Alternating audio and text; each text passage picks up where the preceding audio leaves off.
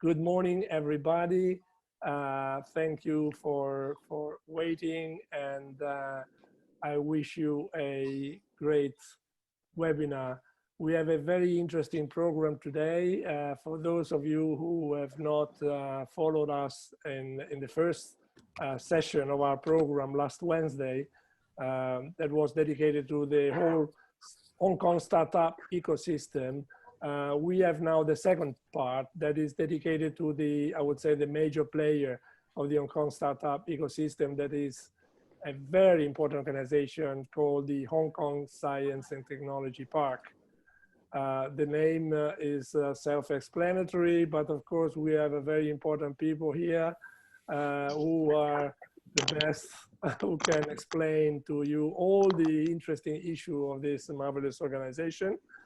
In case there's anybody who don't know me, I'm Stefano De Paoli. I represent in Italy Invest Hong Kong. Invest Hong Kong is the Hong Kong government department responsible for assisting overseas companies to set up, establish operations in Hong Kong. I'm based in Italy, and I don't want to waste any more time. I just invite you to get in touch with me and my colleagues anytime you have any doubt, any issue you would like to discuss, any plan about setting up or about expanding your business in Hong Kong, in China, in Asia. I should remind you that the Invest Hong Kong services are free of charge, so the price is right. And without any further ado, I would like to introduce, let me first go very quickly through the program today. You can see this. We hope to be able to finish by 12 noon. We have a few interesting, I mean, not a few, all our past sessions are extremely interesting, and I would really recommend you to follow us up to the end of the program. At the end of the program, where there will be the last part of the program, where there will be a pitching session that is meant mainly for all of you to understand, to better understand the peculiarities of the Hong Kong business climate and the Hong Kong startup ecosystem.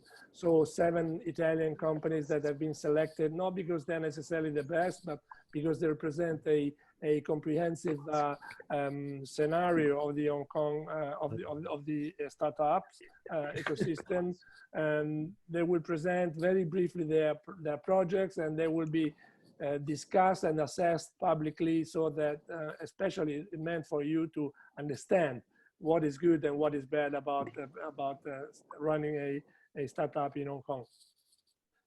No more wasting of time. I will introduce Mr. Peter Luke, Associate Director of Business Development of the Hong Kong Science Technology Park, who will provide an overview of the Hong Kong Science and Technology Park. Peter, you have the floor.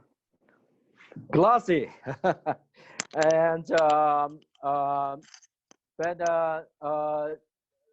Ben Newton's duty. Am I to have the right I hope I have the right pronunciation. So welcome all to join these programs, and thank you for your Stefano's introductions. And I would like to spend about 15 minutes to introduce World Science Park and what we are doing and how Science Park can support the startup. So let me, to share the screen for you first. Okay, I'm the Associate Director of Hong Kong Science Park for the International Business Development. And Hong Kong Science Park, indeed, we are an integrated innovation and technology development for, the governments, industries, academies, and also the researcher, as well as the startup. About 20 years ago, we are an integration of 3 parties. Science Park ourselves is very focused on the research and development.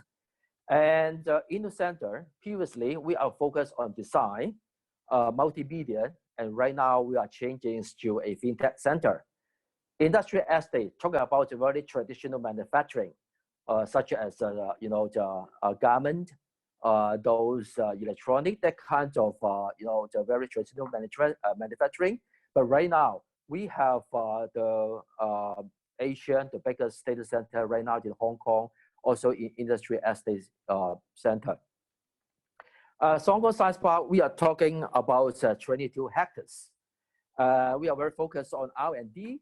As long as I say that the Inno Center in the middle is talking about if you are very focused and interested in fintech center, you can come here to join our society and community. Industry estate, as I told before, we are very focused on the traditional manufacturing, and right now we are changing to a data center. This is a broad view of Science Park. It's talking about 26 plus 2 building, totally 28. Why we say that is a 26 plus 2? The 2 is already new in Hong Kong. It's talking about Inno Hong Kong Research Center. It is the integrations of university, R&D, and our startup, as a whole over here. The Inno Center, we have 2 themes. The first thing is talking about AI plus robotics, and the other is talking about healthcare. So we have 2 new buildings in this corner. We have been established, about 20 years ago, and it's talking about over 440 something technology company here, and half of it is talking about very mature company, SME, and half of it is talking about incubating or seeding company. We are now over 30,000 of working force over here. 9,000 of them is talking about the R&D workers, and you see that the number of R&D workers is over 50% of the whole population, and we are in the national hubs, so we are talking about 23 nations peoples are working over here. Even you find all of them from the UK, from USA, Italy, France, Germany, and that sort of overseas company. All right, and when we framed the INT industry of Hong Kong, the government has been focused on 4 things. The first thing is on AI and robotics, and the other is on healthcare technology, and the third one is smart city, and the fourth one is fintech. And across these 20 years, Hong Kong Science Park has already built a vertical cluster. We are in 5 areas. First one is biomedical technology. The second one is material and precision engineering. The third one is green technology. The fourth one is ICT. And the last one is electronics. This vertical scalability is supporting what I've mentioned, that is the major 4 focus themes in Hong Kong. And through these years, we have been treated some big unicorns in Hong Kong, including the SenseTime. I think most of the people in the technology community already knows who is SenseTime and how big is it, and how is the products being adopted, with the government, especially the border, especially the security monitoring, video camera, and that sort of things. And the other is a lot of move. When we're talking about this unicorn, and you can see that SenseTime, already raised their market valuations from 3 years ago is 2017, that starting from 1.5 billion. Right now, they are over 7.5 million. They are a super, unicorn in the field. And we have another 5 in Hong Kong. And I'm pretty sure, if many, overseas company is going to join Hong Kong, this great community, many of them becomes the future unicorns in the community. When we see the potential unicorns, they are not, the one single sections. We are talking about robotics. We are talking about the BMT, that is biomedical sector. We are talking about another is AI and financial services industry. So we have all rounds, you know, the unicorns in the field. We are not only in one specific areas. Then we come to, you know, what Science Park is doing and how Science Park is going to contribute to the society and of course to the startups community. When you see the middle, we have over 840 somethings of the community in the middle. But you know, we are not only an you know, landowner or just give you the facility. We indeed a big collaborator. We are multiple discipline collaboration hubs in Hong Kong or in Asia. We connect to the university. We connect to the research institute. We connect to the big enterprise. We connect to the government. Of course, we connect to the innovations and technology funding, of course, a private funding as well. When we work with the university, the most important is when you want to find the right persons or candidates in Hong Kong, we are the right, you know, the positioning to provide you the resources of these candidates.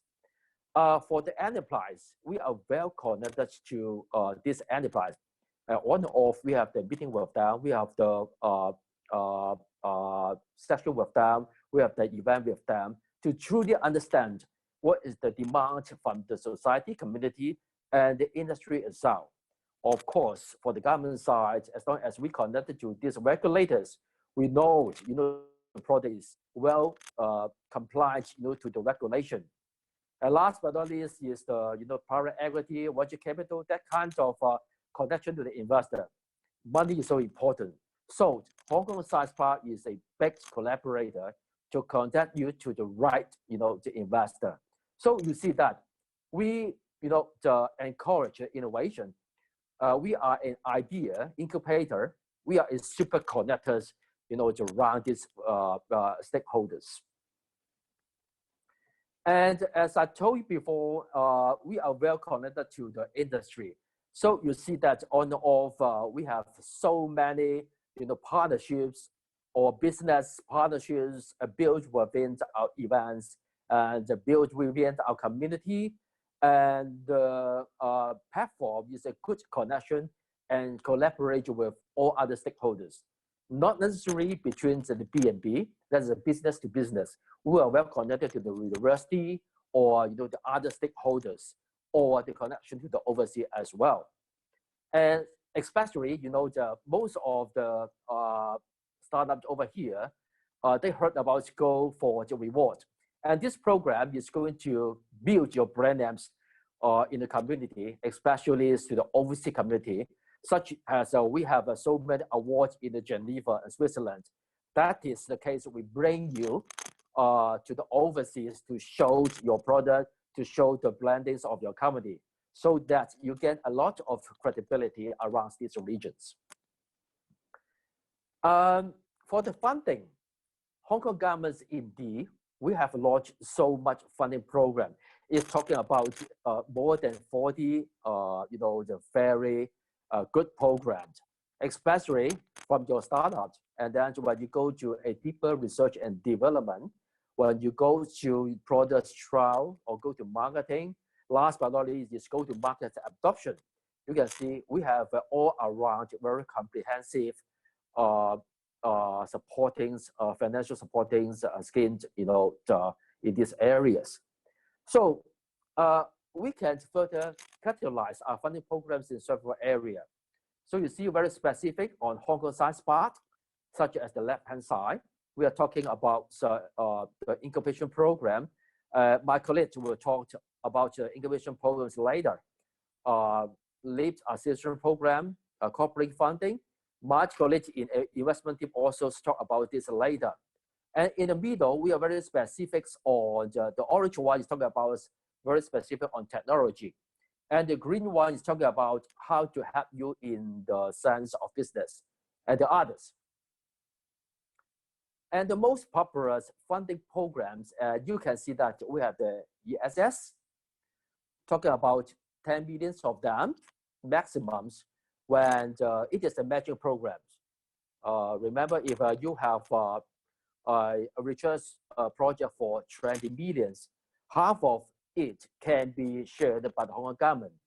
They will subsidize half of the R&D expenditures.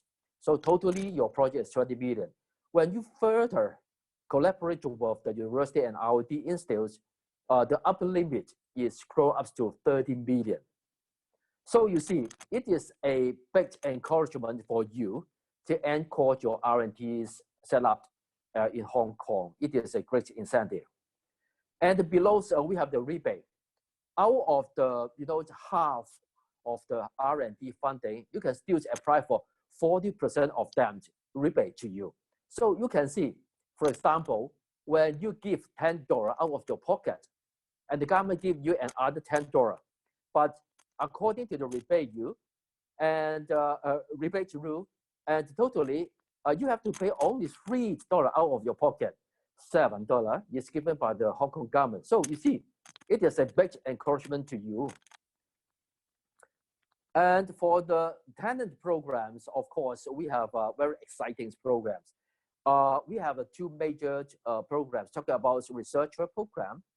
And if you recruit, 2 headcount, talking about undergraduate and postgraduate, the maximum allowance for recruited at 2 headcount is 21,000. That means you can recruit a person with 21,000 per month, or more than that. If you are talking about 25,000 to recruit a person, that 4,000 will be out of your pocket. 21,000 is out from the pocket of the Hong Kong government. But still, if you employed another is the postdoc. Here is talking about 32,000. That is another headcount out of the 2 headcounts I mentioned before, concerning about the undergraduates and postgraduate. It is a postdoc. It means a PhD degree.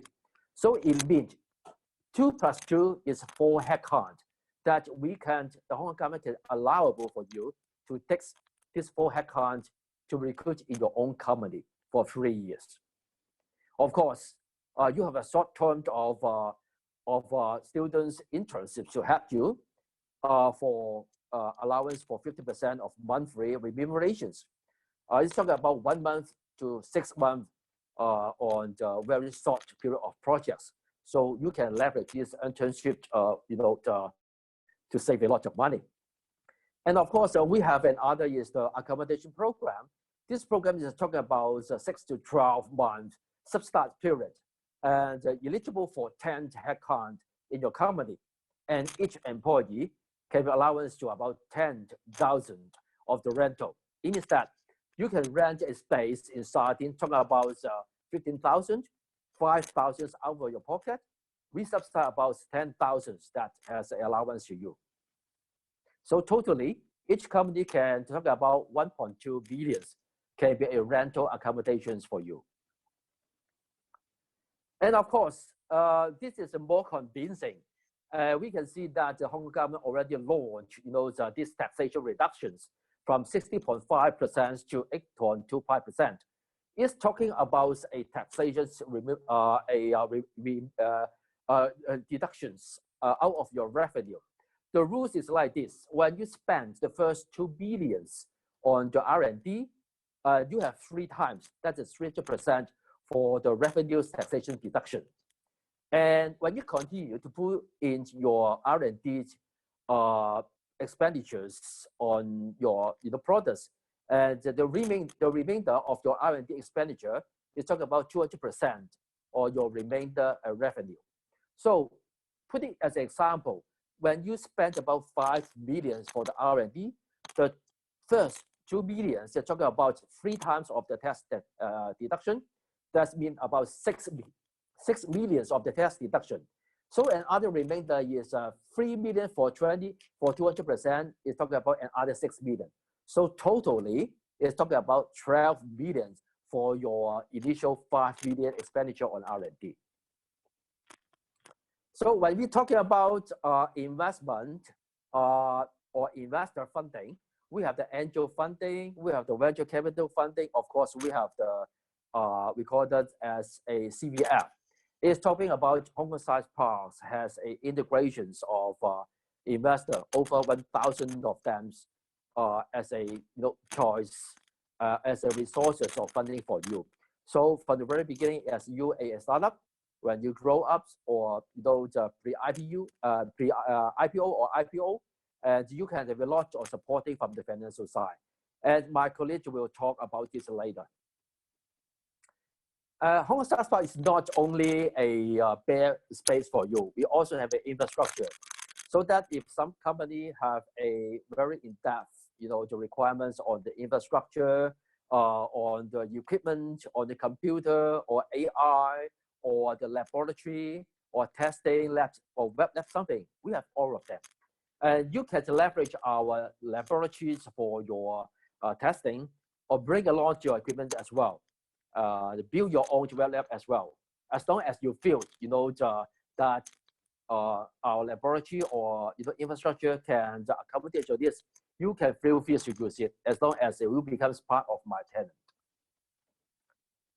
And we have a forward-looking future. In this year, our data technology hubs already is launched. My colleagues has been talking this, that it is so exciting because it is the first, the data technology hubs in the Cheung Kwan O. They're talking about a downtown area. Hong Kong Startup Park still is an area for the uptown, but it's talking about the downtown. And this area is talking a very specific place for business and R&D as well. But this talking about more on the business side and data and the AI side. So when you have a very keen initiative in AI and data and the networking of 5G, go to these spaces. Of course, we have another is the advanced manufacturing. It's talking about another space in Cheung Kwan O. Remember that we mentioned about the reindustrialization. It is a very high, very added, we call it AMC. This area is talking about a very advanced and modernized manufacturing center.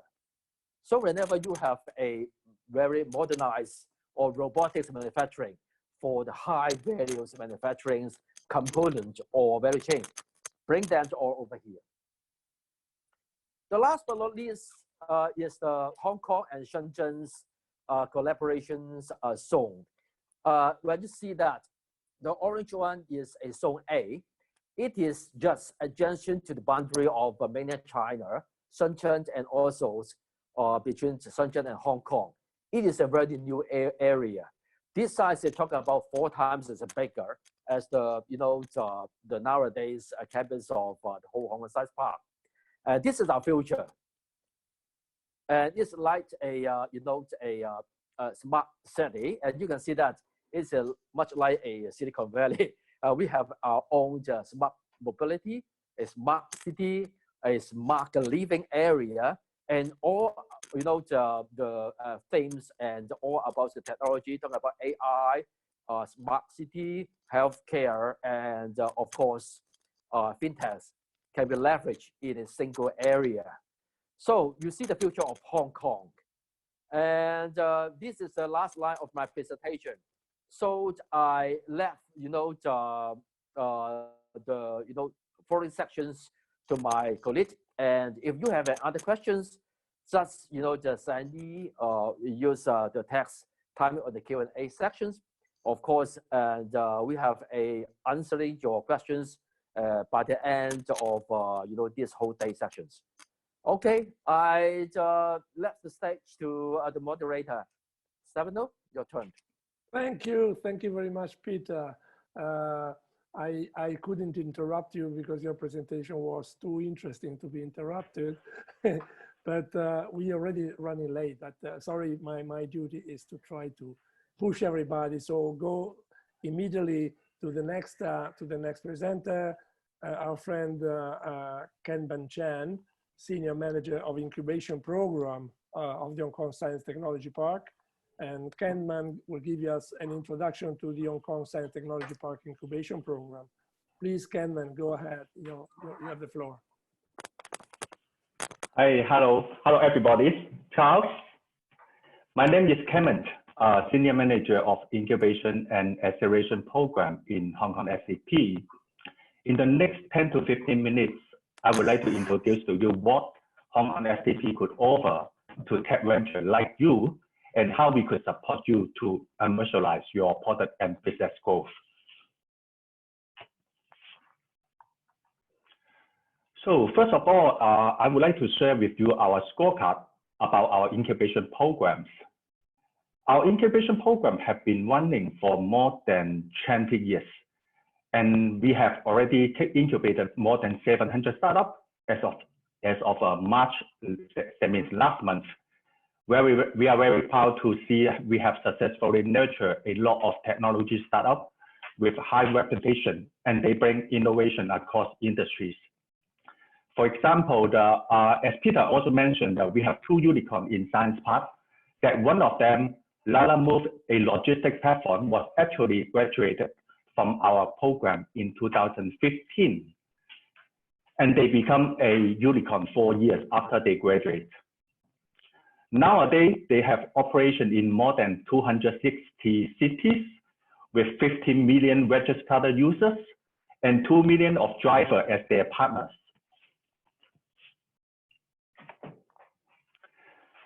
The objective of our incubation program is to grow the size of the startup community here and support the tech venture in technology commercialization that eventually strengthen Hong Kong's position as an innovation and technology hub in the region as of the China policy. So this is an overview of how we support startups in different stages. The orange path here describes the startup valley of death. I believe most of you as an entrepreneur was quite familiar with that. In all this year, Hong Kong STP has developed a series of programs to support your needs in different stages. We have an entry-level step program to help entrepreneurs to polish their idea and business plan even before they proceed to form a company. We have IncuApp, IncuTech, and also a IncuBio program to support startup from formation to the earlier phase. And we also have a leap acceleration program to support your scale up and expansion to the global market. In addition, we also have functional programs such as what we call IDM Square, that is a 6-month hardware accelerator to assist you in hardware product development. And there is a film-based go-to-market program named GAA. It helps you to capture the business opportunity in the global market. In this year, we have also established a Hong Kong STP Startup Alumni in order to extend our support and services to our graduates from our incubation program. So I know the time is limited, so today I would like to focus on the incubation program, IDM Square, and GAA.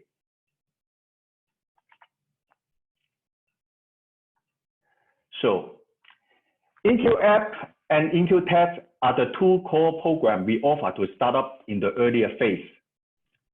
IncuApp is a 2-year program for startups that make technology application or business innovation.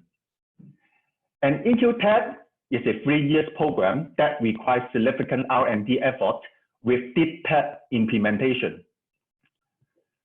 Our candidate will receive our support in several dimensions. For financial support, IncuApp candidate will get a financial package of up to 860,000 Hong Kong dollar. And IncuTech candidate, they will receive more than 1 million. It will come from the several elements, the cash grant, the targeted fund, which is a reimbursement-based subsidy for specific expenditure. And of course, there will be rental subsidy for you to rent a place, a working area in our facilities. Our incubator will also entitle to the talent support scheme, as Peter already introduced. There are 4 headcount that Hong Kong government is willing to sponsor you to hire for the R&D purpose. That is up to 4 million. Besides the financial support, we will also help our incubator in business development by our mentorship program, investment, and business matching. There is also a lot of what we call regular training, workshop, seminar, all depends on what you need. And if you are building a hardware product, we have IBM Square to support you in the development and help you to deal with the manufacturers. Last but not least, you can also find the best-in-class infrastructure and all the laboratories in our facilities.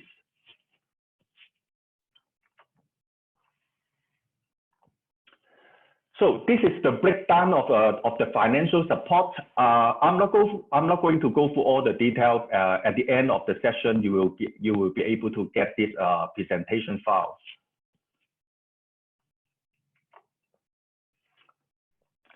Here, I would like to introduce you more detail about IBM Square. In all this year, actually, we found many cases there is a gap for our incubator to turn a design into a prototyping or into mass production. There's always a challenges. The problem is manufacturers, usually they speak different jargons. They speak different language. They have specific requirement in, for example, material selection, manufacturing process, quality control, and all those items, all those terms, usually as an entrepreneur, if you are not coming from the engineering background or science background, you may not be able to understand all these conditions. So that's why we come up with this program. This is a 6-month acceleration program to help you in hardware development. We want to help you to shorten your R&D development time and the R&D cost. We have partnered with more than 40 industrial partners and manufacturers to deliver this program. There will be a series of DFM workshops. Actually, it stands for Design for Manufacturing. All the related training will be related to this topic, Design for Manufacturing. And there will be a number of clinic sessions that are all done by our partners. At the end of this program, we will also help you to tap into the supply chain and manufacturing capability within the Greater Bay Area. At the end of this program, you will be able to have your minimum viable product design or a prototyping. And once you have the prototype, you will be able to connect with our other program to go for the market. We have a series of go-to-market program to assist you to identify the market and partner. So here is the content of the DFM workshop of IBM Square and some of our partners. We will have 2 intakes per year, and every time we will select about 10 to 15 projects. So all those information, the content of the training, you can read here later.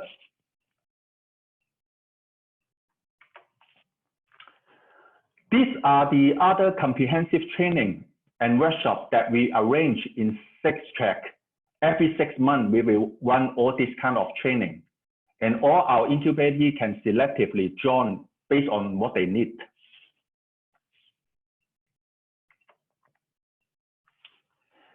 In Hong Kong STP, we have built a sophisticated mentor pool to support our startup to tackle with various kinds of challenges.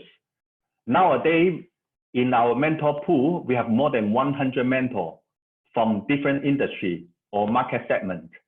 We will arrange regularly, usually quarterly, a mixing event for startups to talk to different mentors. Once both the mentor and the mentee was engaged and both parties have a consent to build a mentorship relationship, we will help them to define clearly the goal of this engagement. Within 6 months period, we expect the mentor will coach the mentee to resolve a specific problem. And there will be also some review with the Hong Kong STP representative in order to conclude the status and the efficiency of this engagement.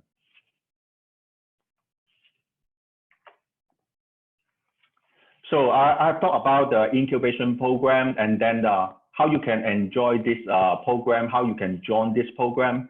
There are some mandatory admission criteria I listed here. Basically, for the overseas company, you have your company in your country of origin. We expect it was incorporated less than 3 years. The founding team member should hold a majority of share of the new company in Hong Kong throughout the incubation period. And there is also some minimum headcount requirement that you can read later. But the most important is we expect there will be certain R&D work in Hong Kong that you will bring to Hong Kong. And you can use the talent in Hong Kong to support your R&D work here. So how we assess the project when we receive your application?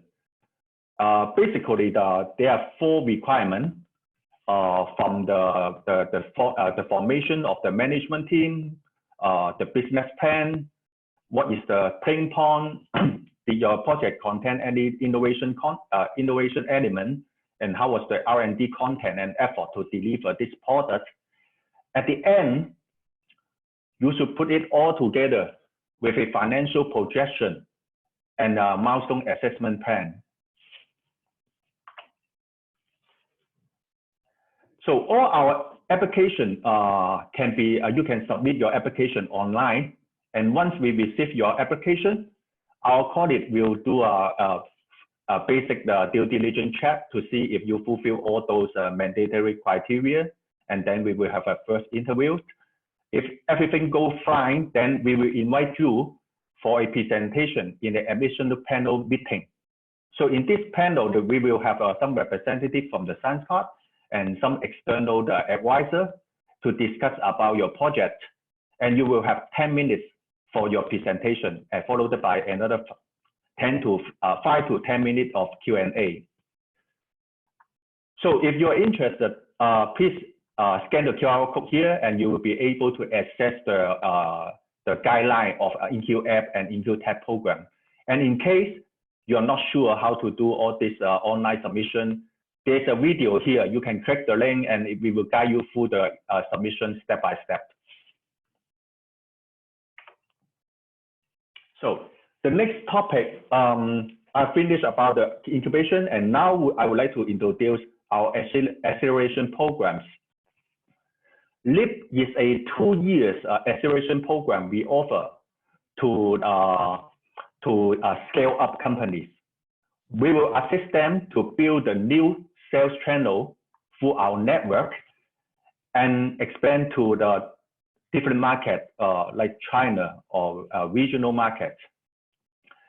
We will also help them to restructure the company in order to fit their scale as far as their business growth. We will also refer our partner to support them in capital planning and fundraising. LEAP candidates are compelling to incubation program. Their financial package is very attractive. They will receive a financial package of up to 4.8 million, including the subsidy and value-added service that provided by our partners. So we choose the best winner from each industry in order to admit into this acceleration program. We have run totally 10 cohorts already in last 5 years. And every year we pick around 4 or 5 companies. So at the end of today, we have 49 companies admitted so far. And we have support our LEAP candidate to raise over 360 million of funding in the last few years. And one of the candidates was even acquired by a leading corporate during the acceleration period. We will have the next intake in September this year. So in case you are interested, please stay tuned with our website.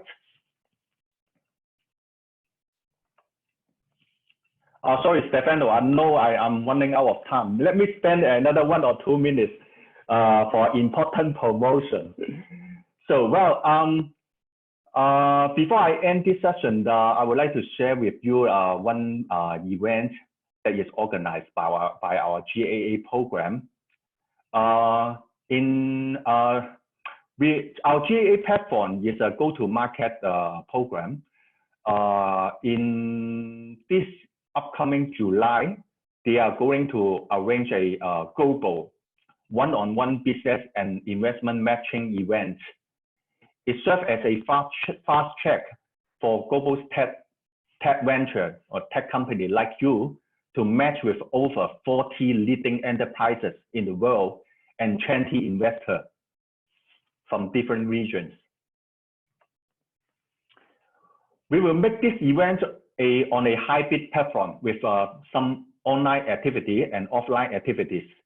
So in case you have market-proven solution and valuable portfolios that could be applied in this industrial market, and you want to see the expansion around the globe, please don't miss this chance, and you can scan the QR code here for more detail.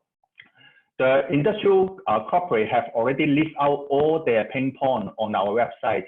If you believe you could tackle with their pain point with your solution, please sign up here, and we look forward to see you online at this Global Matching 2020. Thank you. That's all my sharing session. Thank you, Kenman.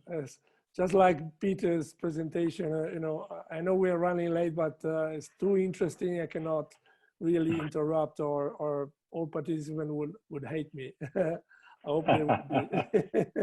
Let's go very straight to the next one that is also extremely interesting. Whenever we're talking about money, it's always interesting.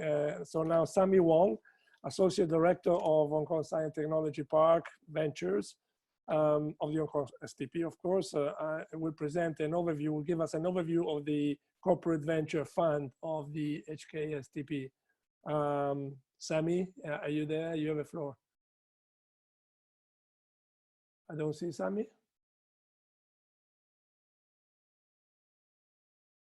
Anybody has seen Sammy? Peter? Matt? Anybody? No. Shall we go straight to the next? There might be some technical problem, so we can get hold of Sammy perhaps in the meantime. So let's go straight to the next one. The next one is a colleague of mine, is based in Hong Kong, Brian Peng, who's going to give us an extremely interesting presentation. Brian, you probably have heard about the Greater Bay Area, an interesting region in southern China. And Brian is the head of innovation technology of the Great Bay Area of Invest Hong Kong. And he will give us an overview of the Greater Bay Area and the innovation technology scenario in the area. Brian, you have the floor. Please go ahead.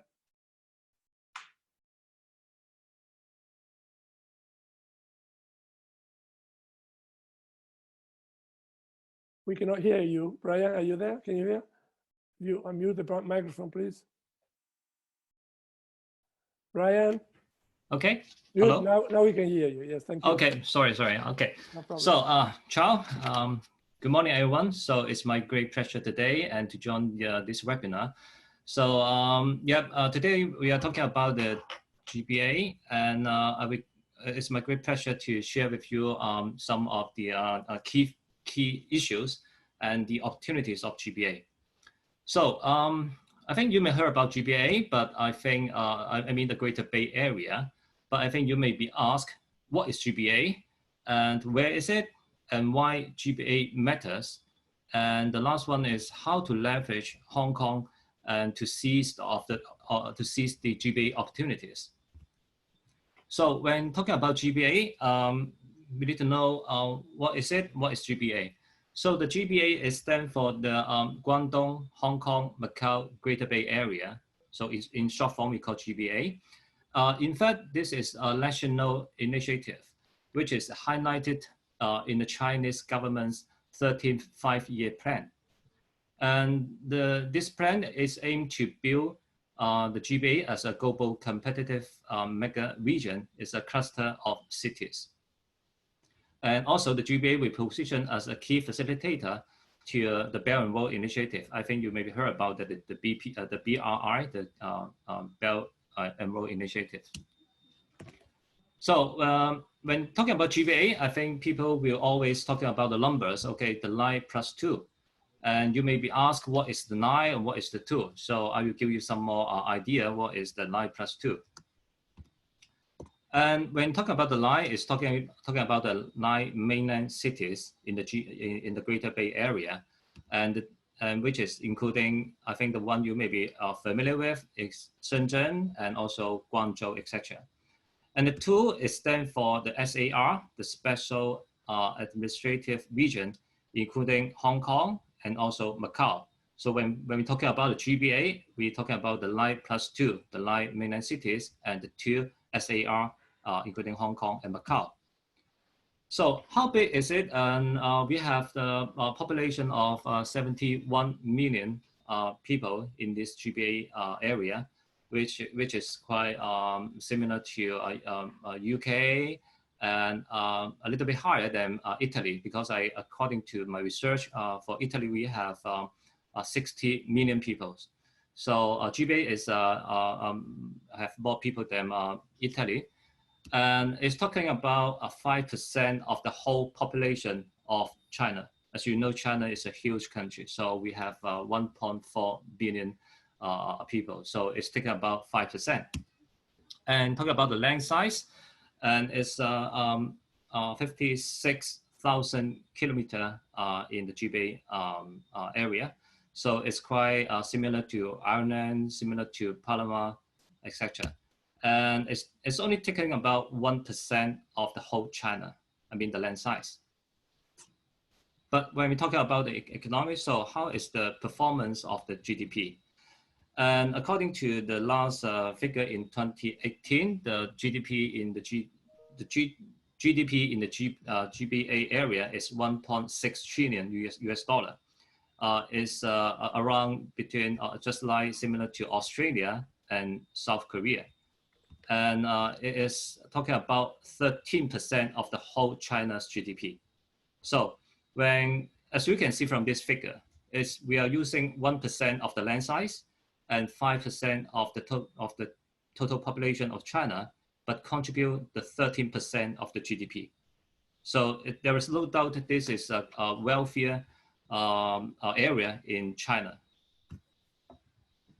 So let's talk about the milestone, what we have done in these GBA cities. So this plan has been already to sign the contract, I mean to sign the agreement between the Guangdong province and also Macau and Hong Kong in 2017. And the government also announced the framework last year, in last February, and there is a framework. It's talking about how to develop the GBA in the coming years. And it also define the 2 objectives. The one is by 2022, and the other one is by 2030. It's talking about to develop GBA as the first-class Bay Area and the world-class city clusters. So when talking about the comparison of the world's major Bay Area, so when we always talking about the other Bay Area, including the San Francisco, including the New York, and also the Tokyo. So we have this comparison table. I think for everyone can have some idea how is the position of GBA. As you can see in the red figures are all those on the leading row. So as you can see, in terms of the land size, in terms of the population, GBA is taking the lead. And also, as you can see from the GDP, the Greater Bay Area is just slightly behind Tokyo and New York. But for the per capita of the GDP is only 1/5 of the GDP per capita GDP of San Francisco. So there is a huge potential for the Greater Bay Area to catch up with the other Bay Areas. And in terms of the transportation, no matter on the air passengers or also the port container throughput, GBA has very outstanding performance. It's leading all the other Bay Areas. And when we're talking about the also the talents, I mean, for the world class of universities, the Greater Bay Area, we have 4 universities, which is also the top 100 universities in the world. So it can contribute a lot of talents to support those R&D developments in this area. So this is that if we take GBA as a single economy, it will rank 13th in the world, which is bigger than the GDP of Australia and also slightly behind South Korea. But as per the estimation, if we follow the plan, so the Greater Bay Area, the GDP will be increased around 3 times by 2030. So the total GDP will be around 4.6 trillion US dollar. So which is around the figures nowadays around between Japan and between Japan and Germany. So that will be a huge potential in the coming years to go.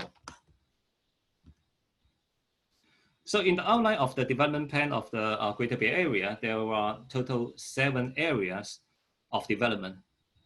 It not only focuses on economic development, but it also outlines its strategy for the whole Greater Bay Area. So it intends to build the GBA as an international INT hub, which is leading by Hong Kong and also Shenzhen. It will further to improve the connectivity through the infrastructure projects. So in 2 years ago, we have 2 super infrastructure projects have been launched, including the Hong Kong-Zhuhai-Macau Bridge and also the high-speed railway. So and the plan is not only focused on the economic side, but also to how to on the ecological conservation, including the environmental protection, etc. So the intention is to want to build the Greater Bay Area as a high quality of living cycle in this whole area.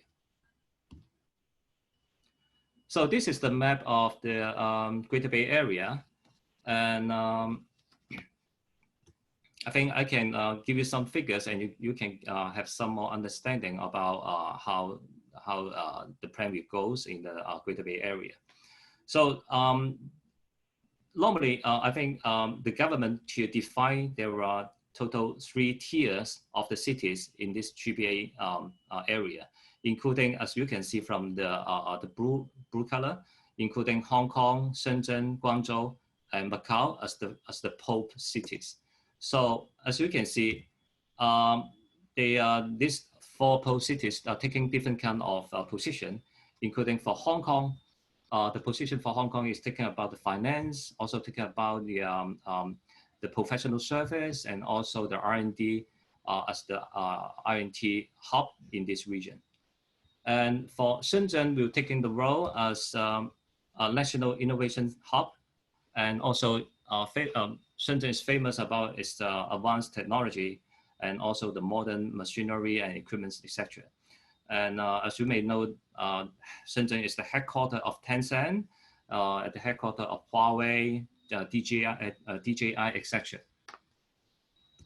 Guangzhou is another major city in the Greater Bay Area, including it's famous in its trading. It's a gateway city for, it's also a transportation hub for the mainland cities. And Macau, as you may know, that is quite famous. It's a world tourism and also leisure centers. So the second tier cities, including Dongguan and also Foshan and Zhongshan, they're quite famous. They are the world-class manufacturing hub, including no matter it's the computer accessories, no matter it's the consumer electronics products, the home applicants. So I think most of your those products selling around the world is made in these three cities. And besides of these second tier cities, we also have Huizhou, Zhaoqing, and also Jiamen. And these are a little bit underdeveloped cities, and it can provide quite a lot of lands, quite a lot of low-cost manpower to support those development, especially for the manufacturing side.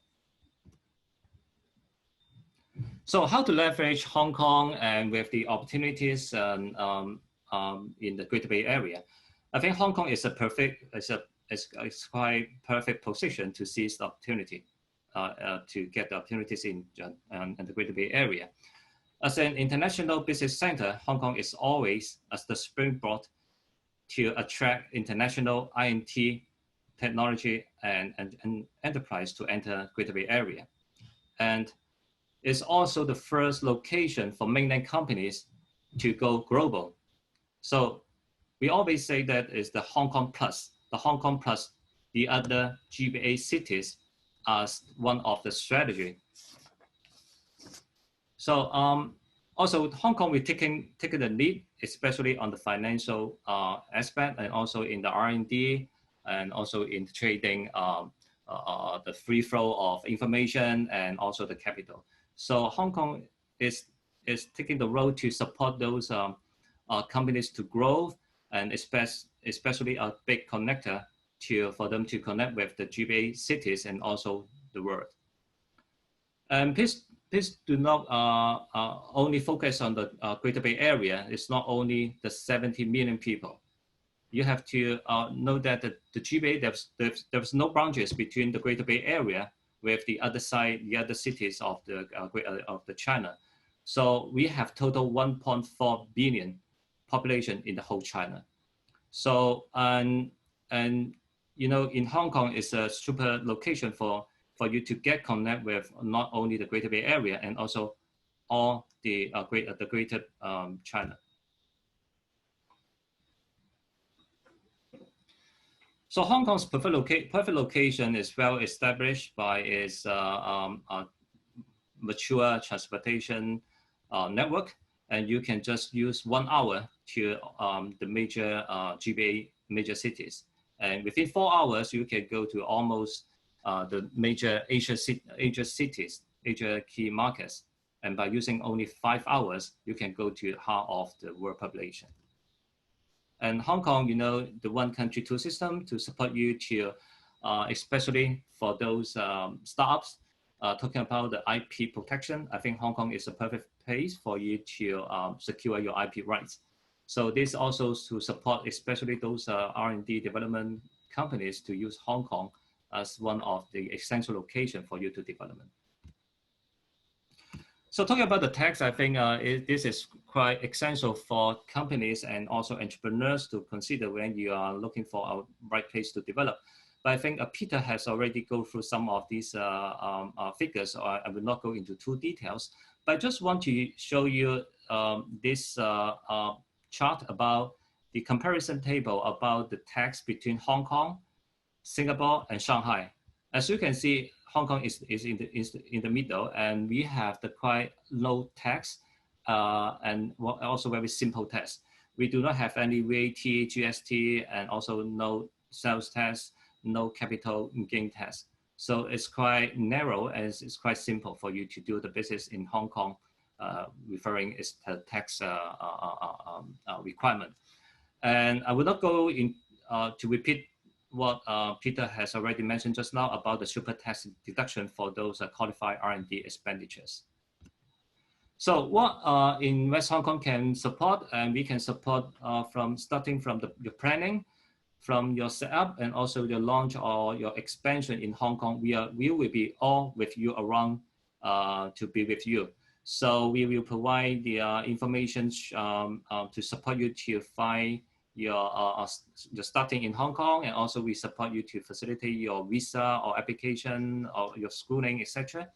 And we also will do some kind of networking events or business matching to support you to get to your networks to with those industry you want to explore. And also we support those marketing activities, those PR events to support you to expand your business. So here's my contacts, and you just feel free to send me emails, or also you can contact Stefano, which is, I think, would be more convenient for you to contact locally. So this is about my presentation. I give it to you, Stefano. Thank you very much, Brian. An extremely interesting presentation. And you just advanced my message I was going to give. If you have any doubts, any projects, any ideas that would involve the Greater Bay Area, particularly in the area of innovation technology, please feel free to get in touch directly with Brian or via me, or with those. We are just open, we are there to help. And now, I apologize before we lost Sami for technical reasons, but now we found it. And so I'm going to ask Sami Wong, Associate Director of Hong Kong Science Technology Park Ventures, to give us an overview of the Corporate Venture Fund of the HKSTP. Sami, please, your turn. Hi, I'm Sammy. I'm the leader of the HKSTP Ventures. Good morning to all of you. Let me share the screens with you. Yeah. All right, good. Welcome to this HKSTP and Italy Joint Incubation webinar. I'm sure you guys have already learned much about Science Park and our incubation program from my colleagues. Now let me spend a few minutes to introduce HKSTP Ventures to you. So what is this HKSTP Ventures? Actually, it's the brand of the venture capital fund under Hong Kong Science Park. We focus on investment in early stage deep tech startup with a presence in the park.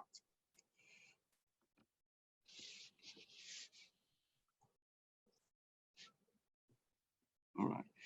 Our vision is very simple and clear that as the center of the startup ecosystem, we can leverage and combine our resources of the HKSTP and with a private sector investor to cultivate the startup and give the local talent the opportunities to bring changes on a global scale. Our journey started in 2015 when HKSTP started this VC fund to support high potential startup in the park together with our overseas staff with the planning of landing in Hong Kong. We are about to celebrate our 5th year of anniversary, and let me share some of our achievement parts. Our investment has 14 companies across different industry sectors. Around 1/3 of our portfolio actually originated from overseas. And through our investment, actually we successfully attracted staff from Silicon Valley, from UK, and from Taiwan to land in our park, and hopefully from Italy in futures. And that's including some spin-off from famous university, including UC Berkeley in California and Imperial College London in UK. We try to support Hong Kong as a regional tech hub for that. And let me highlight some of our portfolio companies here, which is AutoX, ACD Genomics, and Book14. Well, AutoX, they develop a very integrated system for autonomous driving. They originate from Silicon Valley, but they set up an R&D center in Hong Kong because Hong Kong have a lot of talents, Hong Kong have a lot of resources for develop their system here. And they want to tap into the GBA, the Greater Bay Area, that what Invest Hong Kong just mentioned to you. So this is one of the examples. And ACD Genomics is the same as AutoX. They are originally from overseas. They set up originally from Taiwan. They engage in precision medicine with their very proprietary next generation DNA sequencing technology platforms. And finally, of course, we support some local companies where this Book14, which is a spin-off from a local university. They develop a very niche material for making the lithium-ion batteries that can enhance the energy efficiency very significantly. Well, next that we are co-investment fund. And we attract quite substantially the investment from our co-investor, from our co-investing partner.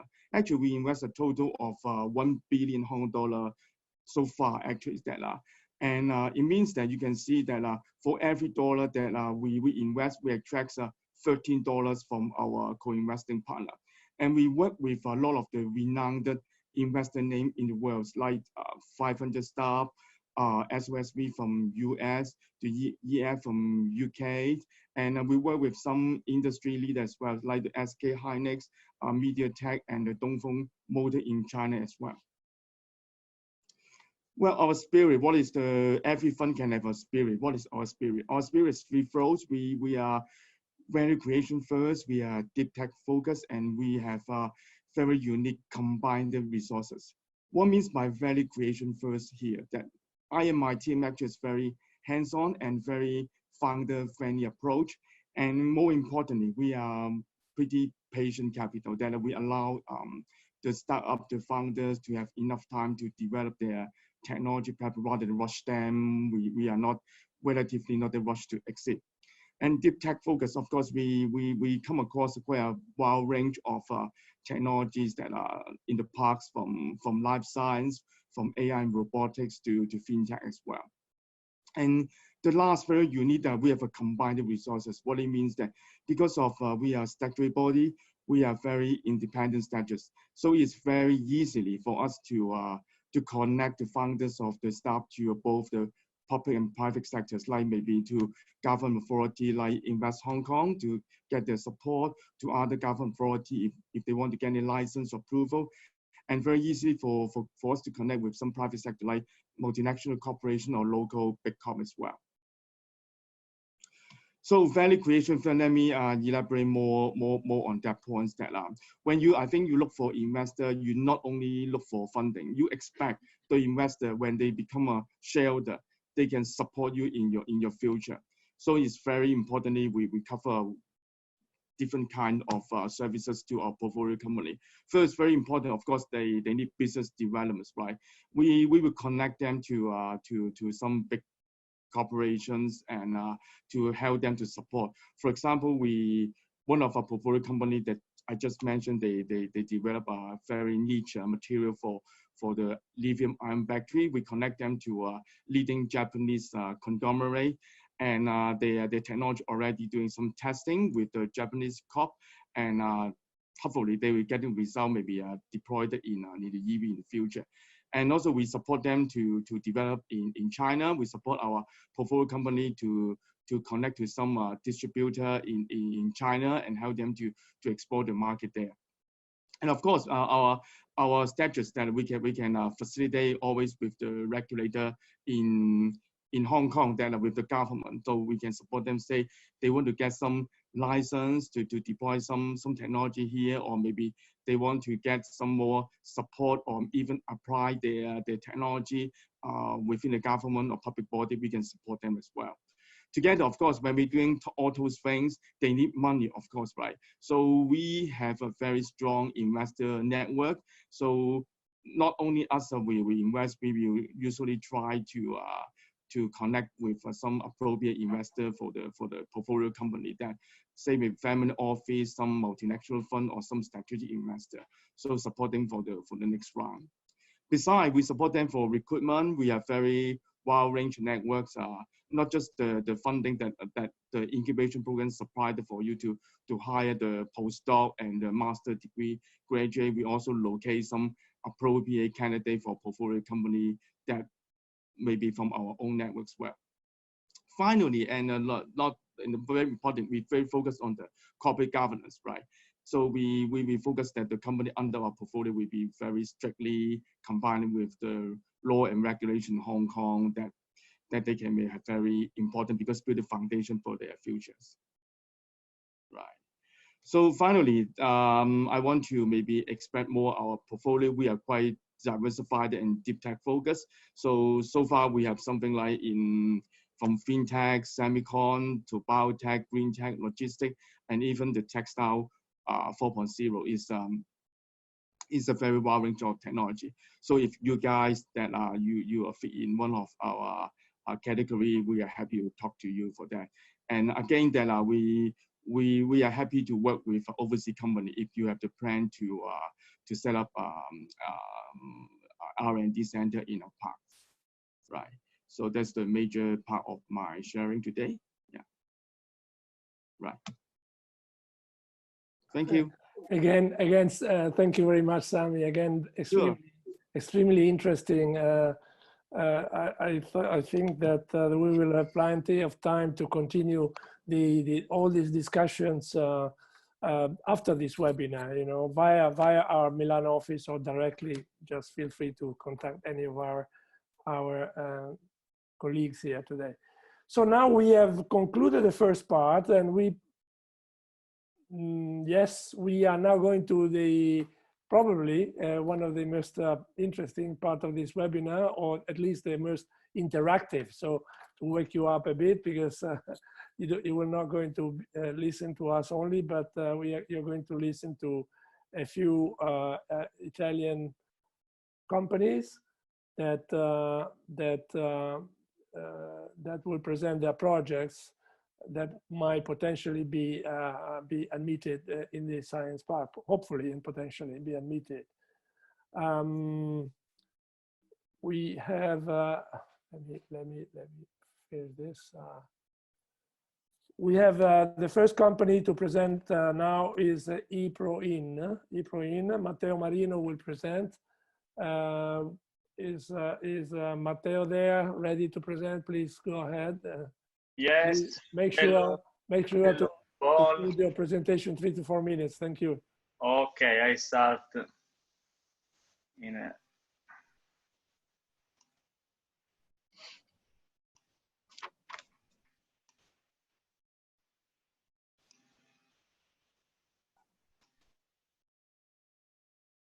okay. The screen, you can see my screen, my presentation. Yes. Okay. Hello, I'm Matteo Marino. I'm CEO of eProIn. eProIn is a spin-off company of the University of Salerno that is located in the south of Italy.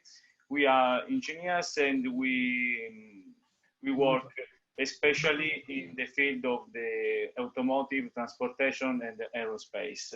We start from the problem of global warming and pollution, a big concern, and we have to find solution to reduce CO2, PM, and NOx.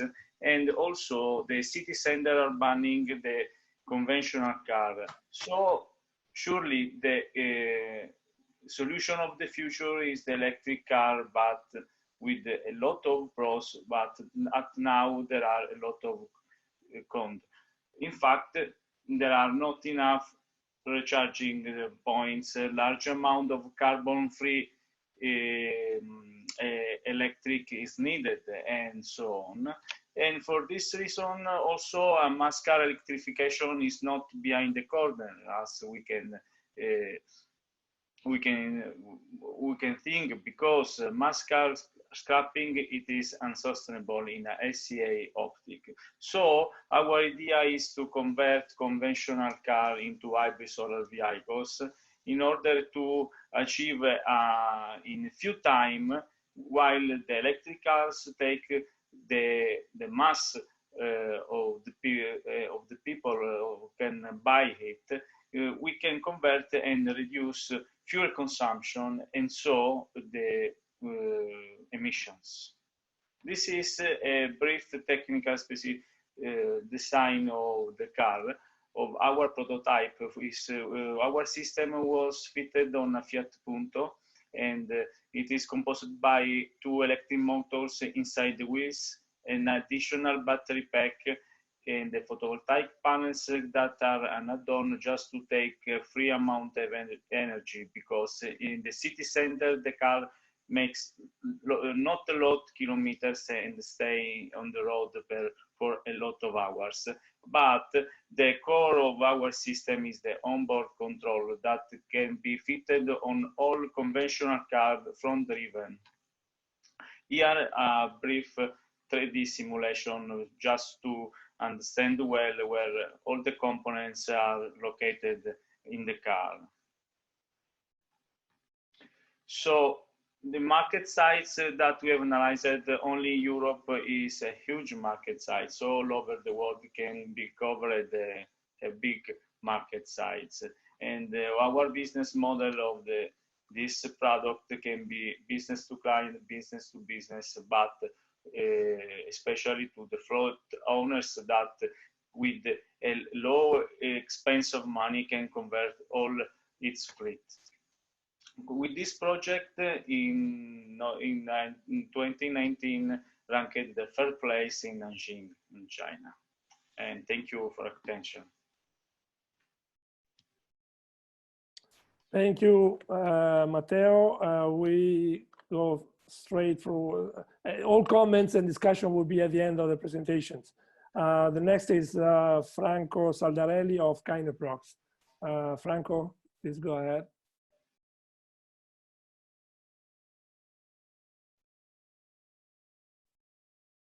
Franco, are you there?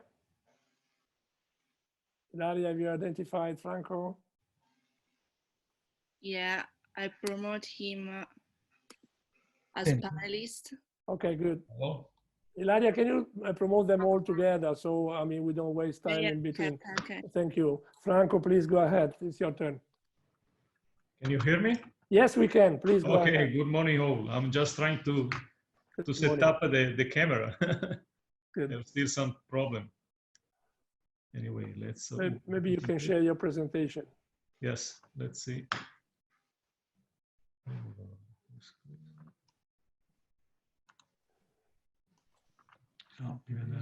Do you want us to go to the next, and why you Can you see the presentation? No, we see. We Okay, only... not yet. No, devi andare da loro per alzare. Ok. Vai da loro. No, sempre da loro. Eccolo qua. Devi fare questo qui. Share screen. Devi andare qua. The presentation should be this one. Preso qui.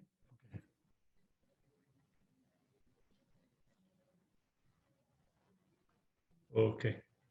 Good. Vai alla prima pagina. No, it's okay. Please go ahead. Now it's okay? Okay, Yes, perfect. please. Vai alla prima pagina. Esatto.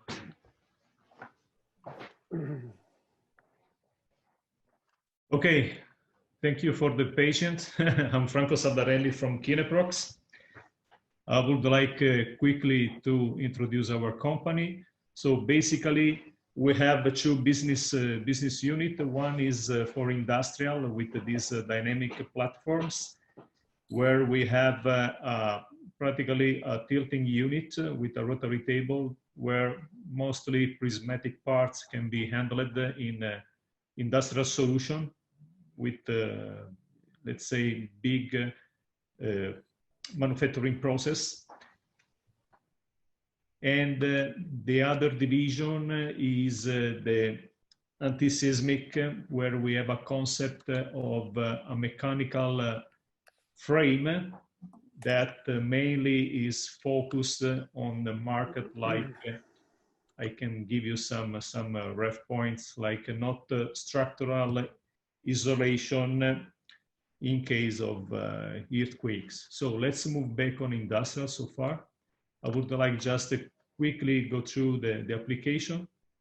So mainly we have this concept of 3 axes rotating in the space, where mostly we can, we can do assembly of parts on engines, or let's say in prismatic parts. This is a nice concept where we have a motor pallet that is moving along a track, and is a continuous moving with a new concept that is moving operation by operation, the parts along the process. Okay, you can see here from a mechanical point of view, the 3 axes with the, let's say, mechanical tilting unit as in the way is achieved. This is the track where the, let's say, the shuttle unit, the tilting unit, is moving along a track where we have the power, and in this case the unit can move along the process, as you can see on this on the second picture. So where our concept and technology can be allocated. So is an opportunity for the customer to reducing the investment to be, let's say, competitive in terms of a price point of view against the AGV technology, but for sure more profitable if we talk about a manual assembly line. So this is a concept of a machine that is standard, is flexible, and the customer, they only need to tooling the gripper of the tilting unit.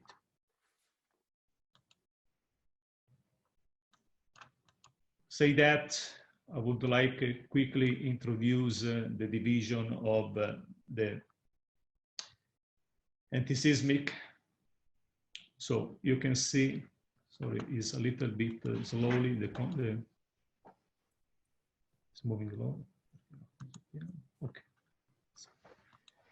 So basically the concept of this frame can be integrating on a logistic market, on a data center market, and also on the not structural isolation, like cultural heritage or sensitive areas. So mainly you can see the concept can be applied under a statue. So in case of tremors, this structure will adjust, so can flex, oscillate, and keep in axis still the statue, okay? Or, for example, in terms of logistic, where we have a warehouse where we can protect all the shelves and the bench from earthquakes, using under the frame those skate, those anti-seismic frames.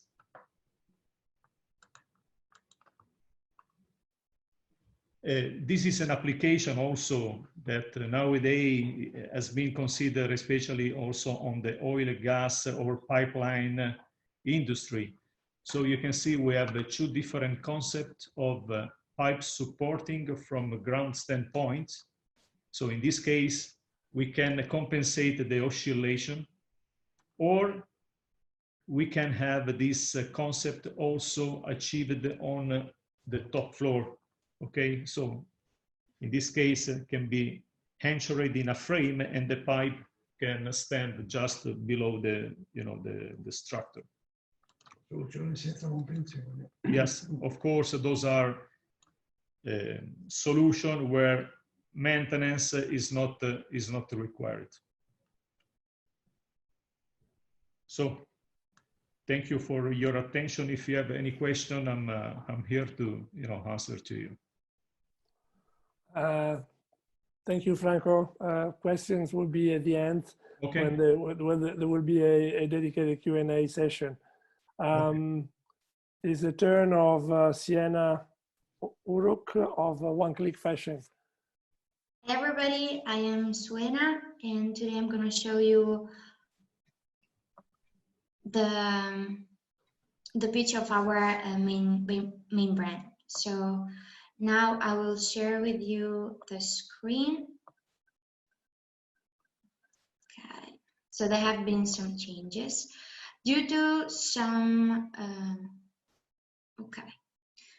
So can I start? Can you all listen to me? Yeah, please go ahead. It's perfect. Okay, thank you for this huge opportunity. So we are UniFeed, the first technology that brings humanity back to the center of trade. Before introducing the main activity of our company, we want to give space to the need that we are going to satisfy. So we know that one store out of 10 sells online. This because the majority of the owners of retailers have no time, no competencies, and they believe it is expensive. So we decided to create a platform to give the opportunity to all retailers to expand their market, getting closer also to their customers. This will be possible by exploiting the logics of a unified commerce. How do we work? We're going to digitalize stored items to locate them so the end user will know where the items come from and synchronize all the channels of sales in real time. So here you can have a look of what is the traditional business that is still used by most of retailers and what is the new business that we are going to offer with Unifeed. That is why we decided to develop a marketplace to enable the market growth to retailers and also a mobile app to allow the end user an easy access to the platform on one side and on the other side to allow retailers to collect customized feeds about their clients and optimizing their business. What we're trying to do is to blend proximity and live streaming commerce service in one package. How can we do that? With the development of smart glasses that allows video calls among sales assistant and end users, we're going to offer the first live streaming commerce service. Of course, this service has been also supported by Google Glass from the US and LL Visions by an agreement in Asia. This new platform will be beneficial for both retailers because we are going to enlarge their markets and for brands by optimizing their business performance. So here you can have a look of all the categories and items that can be introduced and included in our platform, from physical products to bookings for restaurants, hotels, professional services, or even multimedia items. Sorry. Here, what we are trying to do is actually we design the tailored plans according to each client need, and we can ensure them on average a 30% of growth if they are going to be part of our work. So here we want to show you Pointy. Pointy is an American business that try to help and to satisfy similar needs the one that is trying to offer also Unifeed. It has been evaluated and acquired by Google for the amount of $163 million. What we are trying to offer to seek for capital investment, it's a more generous amount. We know that the pre-money evaluation of our company has been evaluated for almost 3 million euros, and what we are trying to seek is a capital investments for the value of 1 million, which in the total will be 1/4 of the total evaluation. So how we're going to repay all the people that are all the investors? We're going to offer them a team partnership with brands in AI development, and last but not least, also offering marketing and communication services. So our path. At the beginning, we started as a one-click fashion startup, so it was a different brand name.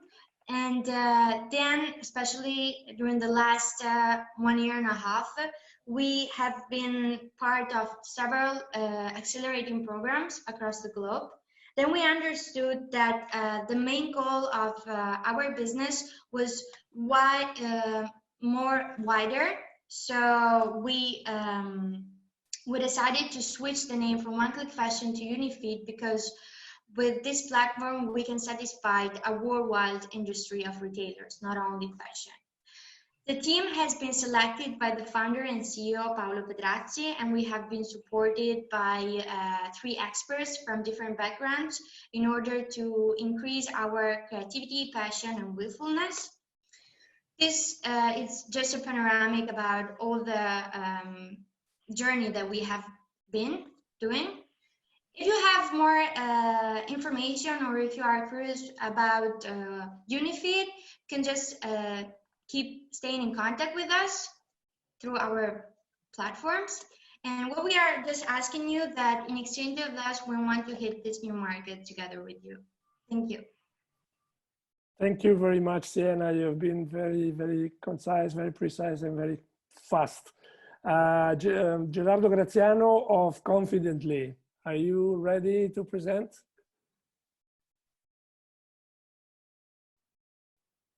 Gerardo? Yes, can you hear me? Great, thank you for joining us. Your turn. Okay, good morning to everybody. Thank you for this great opportunity. I'm trying to share my screen. So, I'm Gerardo Graziano. I'm the CFO and Chief of the Development Department of BloxLab that has created 2 years ago, Confidently. Before talking about Confidently, I just show you a little quiz. As you can see, this is a true. We cannot see your screen. Huh? Not yet. You have to share it. Oh, I have click on share. Share screen. You see it? Okay. I found it. Okay. And then select your presentation. Great. Okay. Thank you. Can you see? Yes. Perfect. Okay. Actually, we can. Yeah. Okay. Yes. That's Mona Lisa. Is a true pictures. Of course, this is fake, as you can see.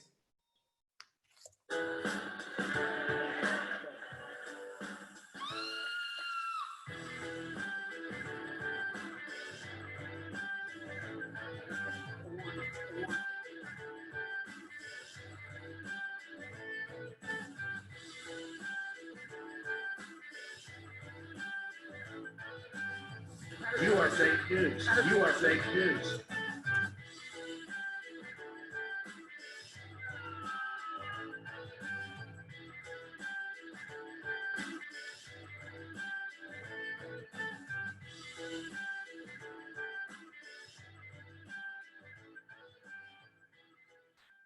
So, what's the problem? Problem are fake news, as you have seen, you have heard. And during last year, we had 32 million fake news. 72 of web news are fake.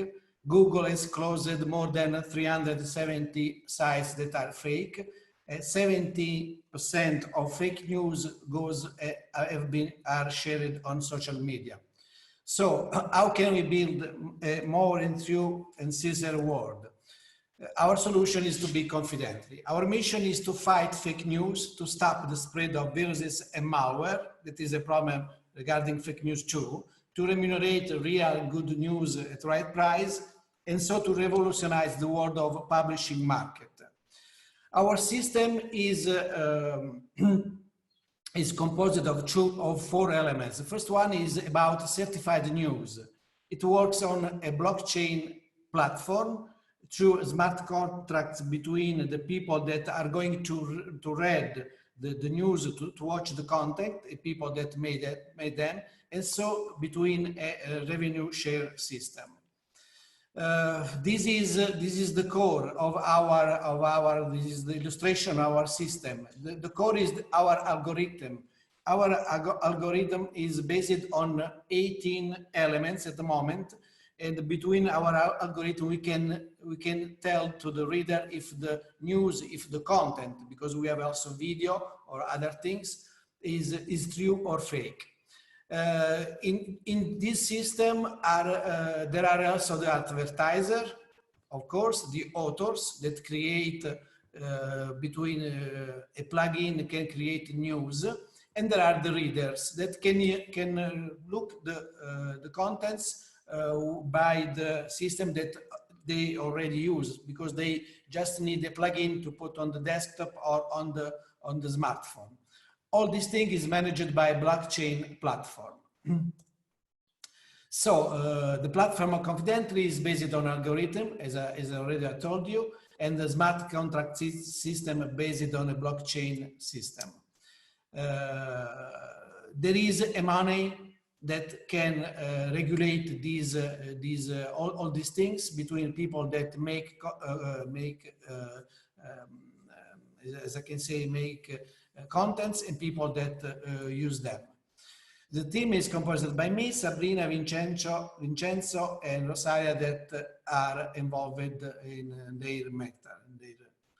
During 2018, we've made a first roadshow. We have been in Shanghai, Mobile World Congress, at Unbound London, and then Cybersecurity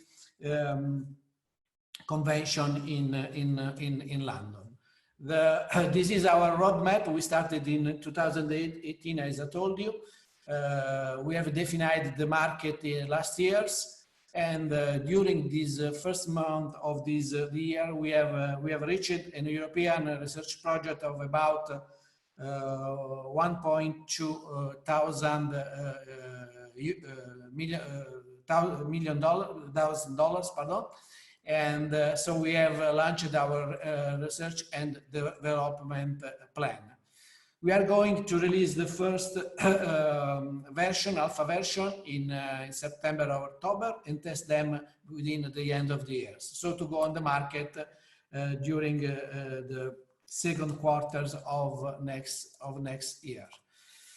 We estimate to have on the market to have more than 250 daily content.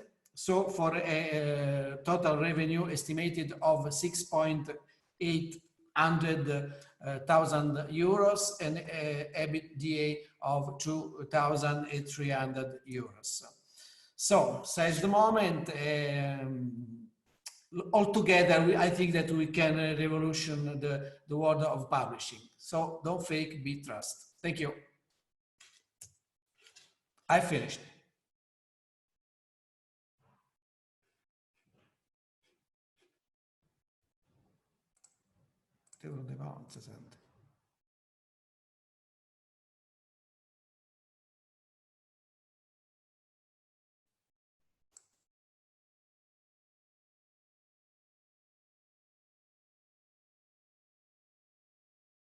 Stefano, we don't hear you.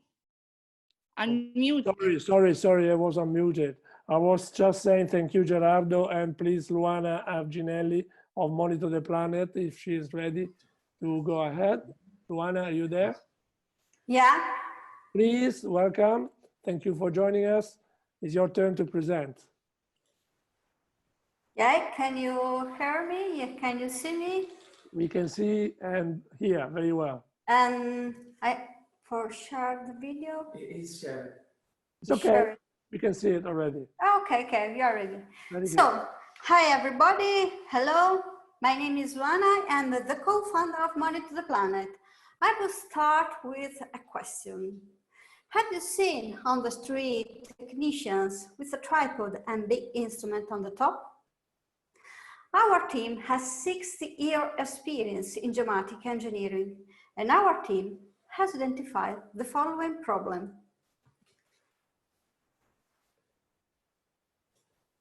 Hard work conditions, carrying heavy instruments, walking for miles on and off road, checking and leveling instruments is time consuming, and furthermore, 1 in 3 surveys have error, and we have to have many extremely skilled and expensive personnel to make this process effective. Based on that and our experience, we created the solution, which is MacGeos. MacGeos is an innovative robot system that supports the geomatic technicians on the field. The innovation includes it fits in several devices, including 3D laser scanner, total station, GPS antenna, and also auto leveling system, and is waterproof. In addition to that, it's quite small and fit in most technicians' ones. We already have traction with a traditional tripod battle. A couple of our clients is currently piloting MacGeos and getting us positive outcomes. We are expecting to convert our clients to this new solution.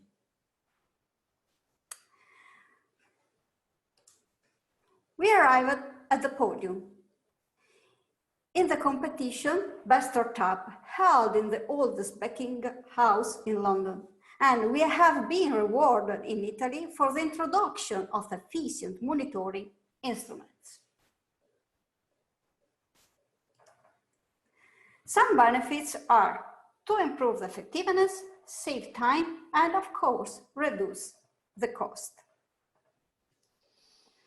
The problem COVID-19 brings out another benefit. Makes use helps to work safe because only one skilled technician is required. Our business model is divided in renting the robot, selling the robot, and both cases can have a super fee add-on. There are a few players in this market, and there are no focuses on multi-device or auto-leveling, giving us a first-to-market competitive advantage. Two of main potential target market are huge: geotechnical instrumentation and monitoring, and terrestrial laser scanning.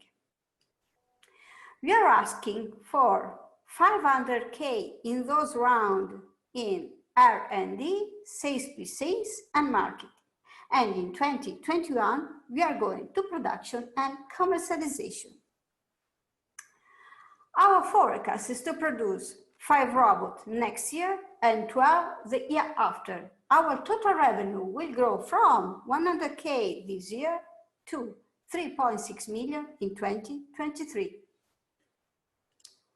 Our team has been working together for a few years, and we have a range of specialties: tunneling experience, 3D laser scanning survey, robotic engineering, web mapping and land mapping, and myself in marketing and communication. If you want more information, I'm happy to help. Thank you.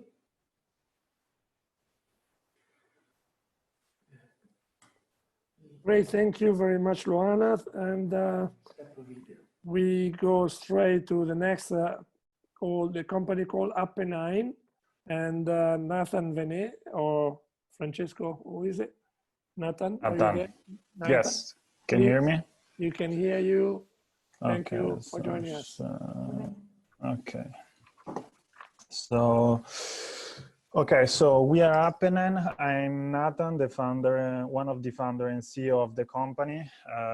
What is Appenine? Appenine is a business-to-business marketplace which aim at digitalizing the export and shipping process for Italian small medium enterprises. So basically, the base use case for our company is having an Italian producer of whatever type of goods which has been produced in Italian, and a foreign customer which needs a business customer which needs to or want to get his hands on different products that can range from food to clothing to machinery, so on and so forth. Everything which is really characteristic of the Italian ecosystem.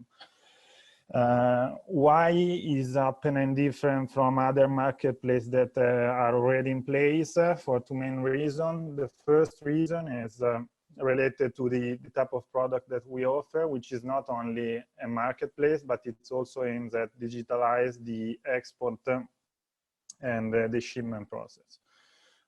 So there are different reasons to sell, different reasons to buy. We can help small and medium Italian companies, which historically they have a deficit in terms of digital capabilities and marketing knowledge to find new customers. We are working hand by hand with DHL, which is one of the larger courier on the planet, let me say, in the digitalization of the business-to-business freight shipment system, which I don't know if you are aware of it, but it's a very asynchronous process, and we are making it much more faster, automated, and digital, of course. We are simplifying bureaucracy for the Italian companies. We have a partnership with the Italian Chamber of Commerce for the foreign market in Switzerland, but which basically give us access also to other Chamber of Commerce. And we are trying to digitalize all the bureaucracy that is related to the export of Italian products in order to support the Italian vendors in selling their products without the fuss of having to looking for different documents, prepare different documents. We will have them on there. Why to buy? Because it will we will verify all the supplier are verified on our platform, and it's a secure way of paying because we are integrated with Stripe, and we basically handle the money for both the customer and the supplier. The other reason why we are a little different is because we are the only marketplace in the market which is strictly focused on made in Italy from a large point of view. What I mean by large is that the other Italian marketplace that we have on the market are industry focused. So we have a marketplace for the clothing, we have a marketplace for wine, for food, but there's not something which is based on the Italian ecosystem. To do so, we have built and we are keeping building a huge ecosystem made of both Italian supplier, foreign buyers, as I was saying, a strict relation with DHL in order to digitalize the process, which is not digital at all as of now in the business to business. And then with the Italian Chamber of Commerce, which gave us access to a huge customer base, and they have the expertise needed in order to handle all the different kind of documents and help us in the digitalization of them. Then, of course, there are salesmen, local association as Lombarda, which can give us access to opportunity like the one of this one of today. And so basically, this is a sneak peek of our business model and how it works. And so this is it. I was very quick also because of the time we had, but thank you. Thank you, Nathan. I think, yeah, considering the time restriction, your presentation was very clear. Let's go straight to the last one, and this is Guarant Easy by Andrea LSTC. Andrea, are you ready? Yes, I'm ready. Please go ahead, you have the floor.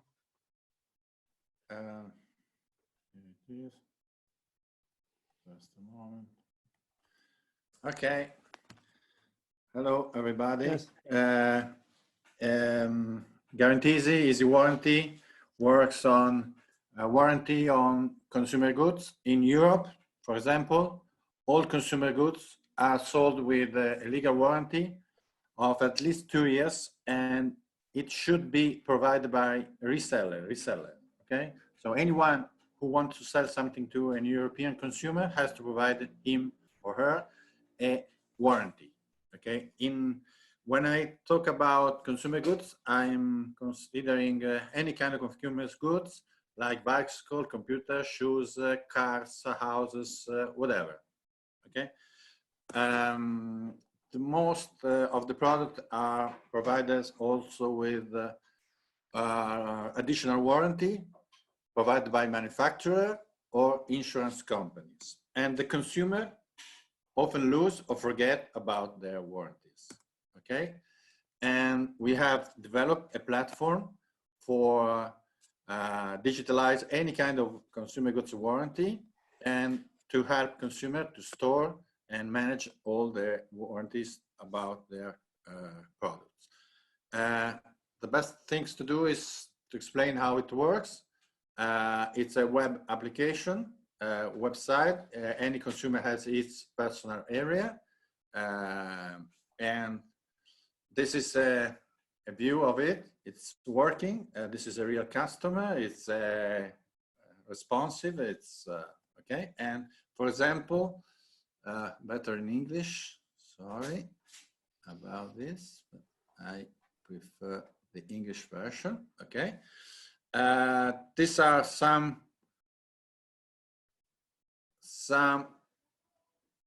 of the product that this customer has bought. And as you see, each product has a picture, information, manuals, user manuals, as the legal warranty, the conventional warranty, information about the warranty, information about the storage, about the ticket, the receipt, the way he paid.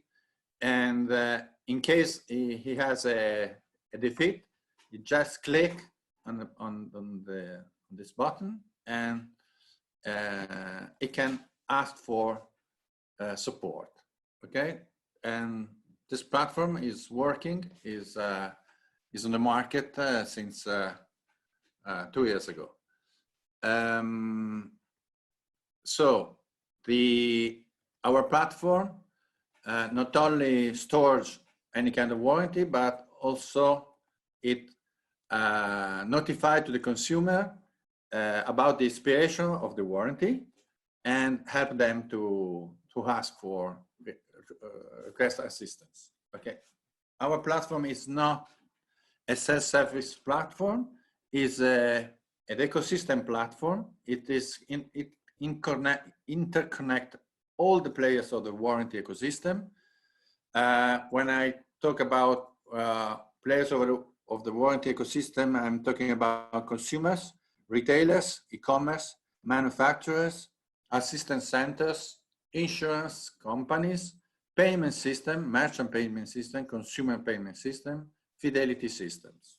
Okay, all of these players can use our platform in order to manage the warranties on the product they sell, they produce, they repair.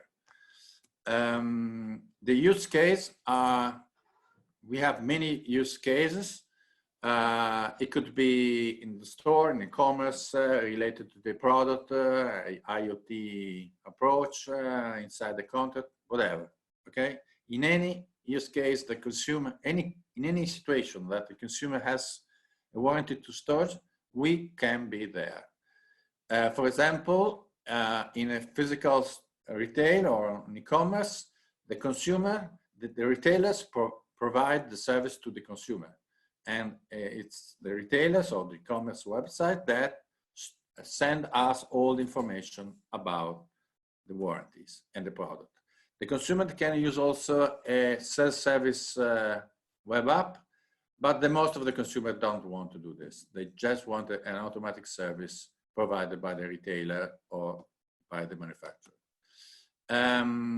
The technology, state of art, could be completely automatic. It means that a digital payment system and a digital payment merchant system could connect each other and send information directly to our platform without asking anything to the consumer. But this is not on the market yet, because the first bank that will do this will be ready in the next month, and so it's it will be on market in a few time. We have some competitors around the world, one in Austria, one in Australia, one in Portugal, but none of them has all the functionalities that we have developed and that we want to develop. In particular, we are a multi-type, multi-market, multi-actor platform. It's a global approach to the warranty. It's a big, huge market. Xerox, which is one of our customers, says that just the digital service market is $33 billion. We are considered an insurtech company too, and in Europe it's 20 billion euros. We are considered also a legal tech company and a retail tech company. And for this reason, we just say that we are guaranteed, and that's enough. Our business model is based on licensing. Our service is a cloud service, is a service, software as a service. Each player pays something for using our platform. But the most interesting thing is that the retailers can sell our service to the customer, and the consumer want to buy it, and they are buying our service at the moment, because the most of the consumers would like to have our service, so they pay for it. We are a non-remote company led by co-founder and business angels. We have no office anywhere in Italy or abroad.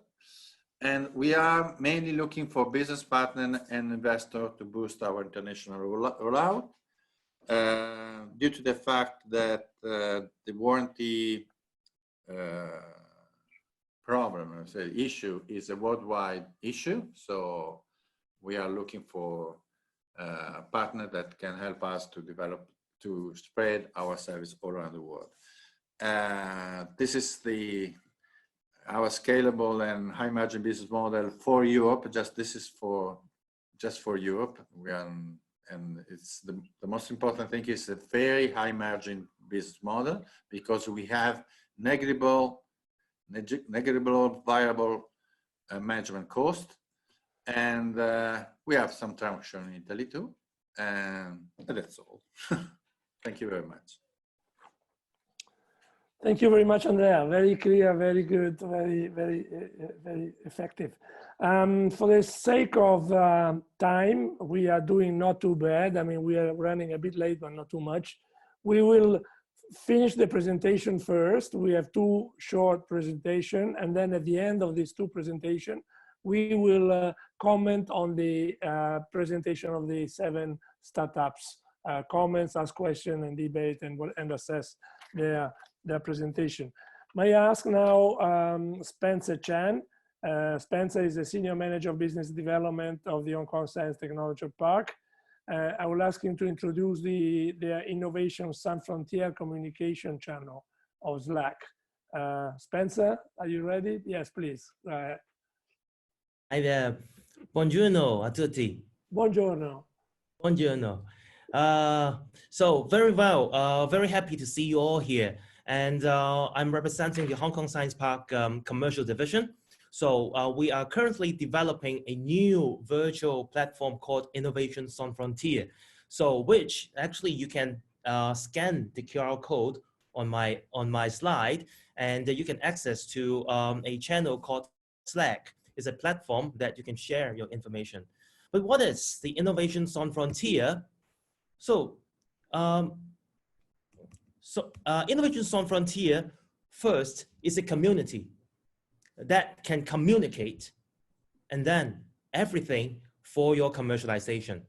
So when we talk about community, we are talking about a community without any borders, without any boundaries, no country boundaries, no language boundaries, and even not to talk about culture and even like different technology. So it's a place where every people, for innovation and technology, they can communicate to each other.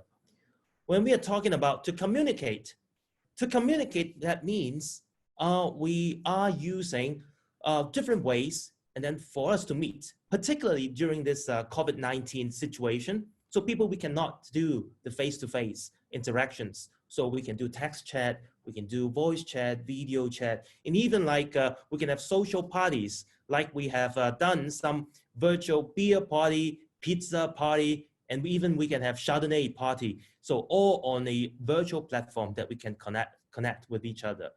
And last but not least, everything here in this Innovation Sans Frontier, we'll be talking about how to commercialize, how to make money out of it for fundraising, for different government supports on IT funding, as well as seeking your business partners. So let's look into what we are going to do. So first of all, our prototype of this Innovation Sans Frontier community, we are powering this network and platform using Slack.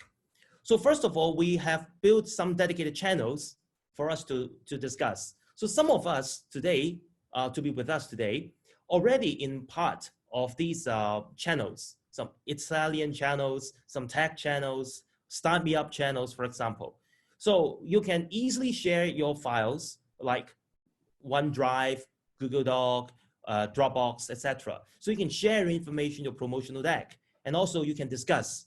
So either with admin like me and also my Science Park colleagues, or you can find tech gurus and then start asking them questions.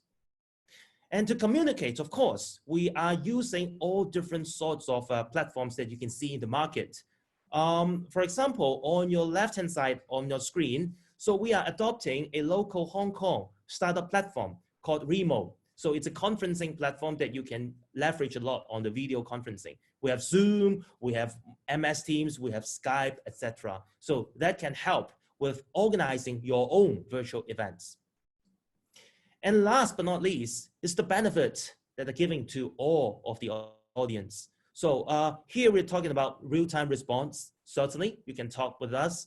And also, we don't have time difference with Stefano in Italy to answer the Italian questions. So we have all around the globe, and then to help with your need.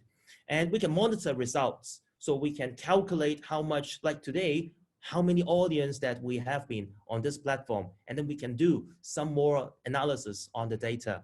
So of course, last but not least, you have the private chat functions that you can talk to your investors, potential business partners, and then you can kickstart your business matching conversation with all your parties. So finally, scan this QR code, and then let's join on the Innovations on Frontier. Thank you. So pass to you, Stefano. Thanks. Thank you, Spencer. Yes, very, very interesting, extremely good idea. I've already started myself chatting and exchanging and sharing ideas on the platform. And I really strongly recommend everybody to join. This is very, very interesting. Let me now ask two friends of Intesa Sanpaolo Bank to share their plans for the startup, Italian startups, and maybe not only Italian, but of course we are all mainly interested in Italian startups. I will ask Vincenzo Antonetti, who is head of network development of Intesa Sanpaolo Innovation Center. There will be two of them actually, Vincenzo Antonetti and Vittorio Leva. Vincenzo Antonetti is based in Italy, in Turin, whereas Vittorio Leva is based in Hong Kong. Vittorio is head of Italian coverage of Intesa Sanpaolo Hong Kong hub. Vincenzo, you go first? Oh. Yeah. Okay. Thank you. Thank you, Stefano. Thank you for joining us today, both of you. Thank you for having us here today. It was a very last minute invitation, so thank you twice. I try to be very quick. I'm Vincenzo Antonetti. I'm the head of network development of innovation at Intesa Sanpaolo Innovation Center. I can see a lot of people that I know, and I had the pleasure to meet very well in Hong Kong, working together and supporting our activities cross-border. But let me spend a few words about who we are. We are Intesa Sanpaolo Bank, of course. Intesa Sanpaolo is the first bank in Italy, the third in Europe in terms of market cap, but maybe one of the strongest and solid one in Europe. And we have our own company that is called Intesa Sanpaolo Innovation Center that I'm representing today, that it's an entire department of the bank, full-time dedicated to innovation and technology scouting. You can see from the chart that we are the only one skyscraper in town. This is Turin landscape, so it's easy to find us. This is Intesa Sanpaolo skyscraper, and we are at the 31st floor of the building.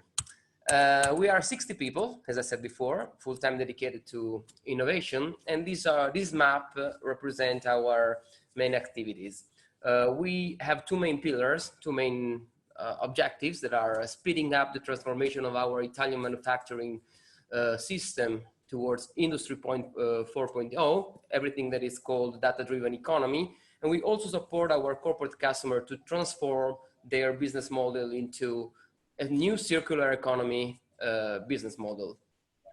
How we do that? We support and we find new Italian technologies that want to scale, not only in Italy, but also internationally. We have some acceleration programs like Startup Initiative, the tech matching service that has the aim to introduce our startups to our corporate customers base, let me say. We are, as the first bank in Italy, we have the most important customers in Italy, corporate customer belonging to all the most important sectors like fashion, automotive, healthcare, and so on. And we also have 3 laboratories dedicated to artificial intelligence, circular economy, and neurosciences. So very new frontiers technologies. And we also have a corporate venture capital fund. It's called Nevafin Venture that has a capital allocation around 100 million euros. So we invest directly into those ventures that are interesting both for our business, but also for all the growth of our country, let me say. Because of a bank fund, of course, we are not so risk addicted, so we prefer to invest into those companies with a pre-money valuation around 3.0, 3.5 million euros. We also have a strong portfolio of startups cross-industry that are under contract with Intesa Sanpaolo, and the aim is to introduce them to our corporate customers. But why we are joining Hong Kong and the GBA area in the last 4 years. First of all, as people said before, speakers said before, GBA is very interesting from a technology point of view. Is the most fruitful area at the moment in terms of new technology growing and opportunities in terms of investment, in my opinion, also for our Italian corporates and SMEs. That's why we're promoting a lot of cross-border initiatives to support them scaling in the Asian market, but also the other side of the coin, let me say, because China has a lot of investments in Italy. We are considered the 5th or the 6th country in the world in terms of investment coming from China. And if we go deeper, we can see that Chinese people and Chinese investors and Hong Kong investors are looking for new technologies growing in Italy. So are very, very focused investments. And that's why we promote the cross-contamination between the 2 countries.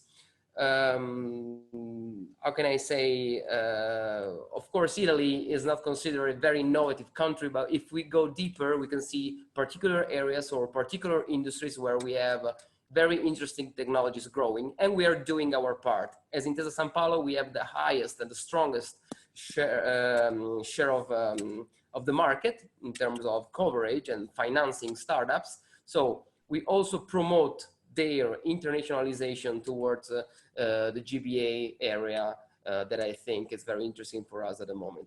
I don't want to waste the time anymore. In the coming weeks, you will receive new invitation about new webinars organized with Invest Hong Kong.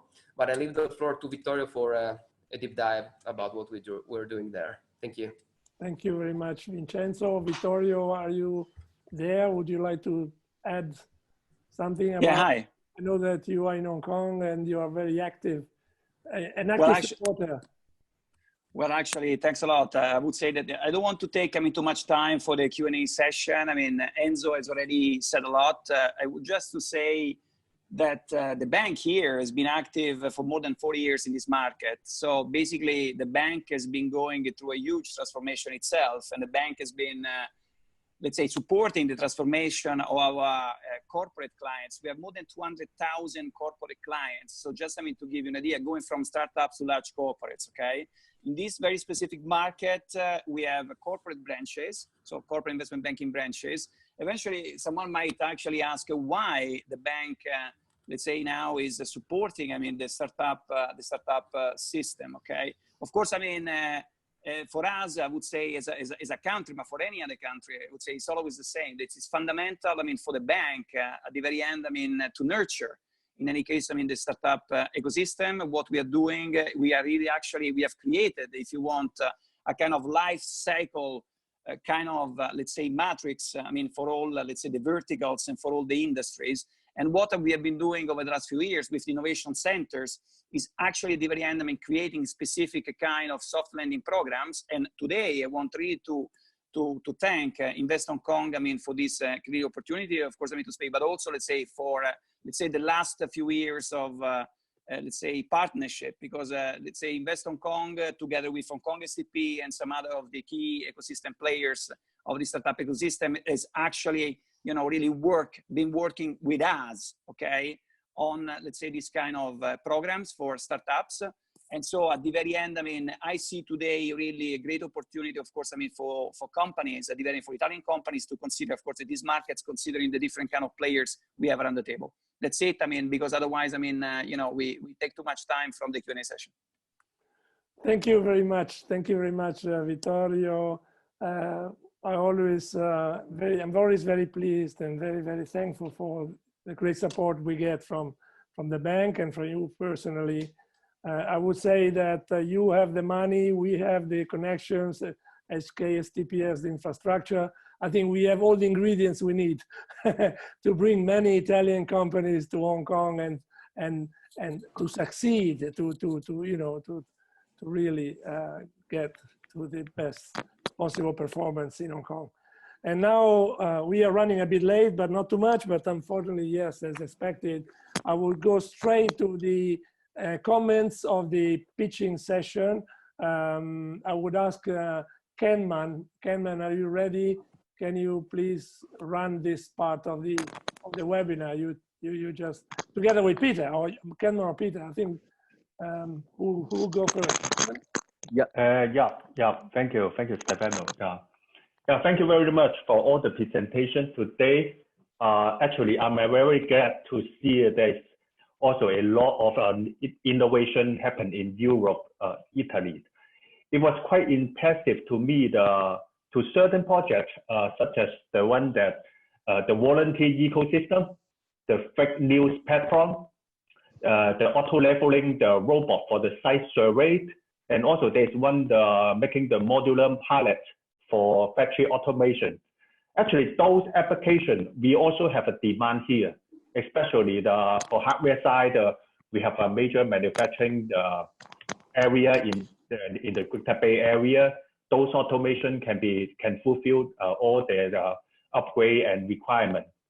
And for all those e-commerce platform, warranty, fake news, Hong Kong actually is a very open ecosystem for you to test your solution. If you can success in Hong Kong, I think you can success globally. So finally, I found in a lot of areas that actually Hong Kong STP could support your development, no matter you are doing in product development or business matching, or you need funding. We have a very open ecosystem here ready to support you. So for some of the products, I also see that actually it fits those pain point leveraged by our partner in the upcoming Global Matching Day. So in case you're interested to participate in this upcoming event, I have some specific question to some of the projects. Stefano, can I raise the question one by one to those presenters? Absolutely, yes. I would ask you to do it, please. Yeah.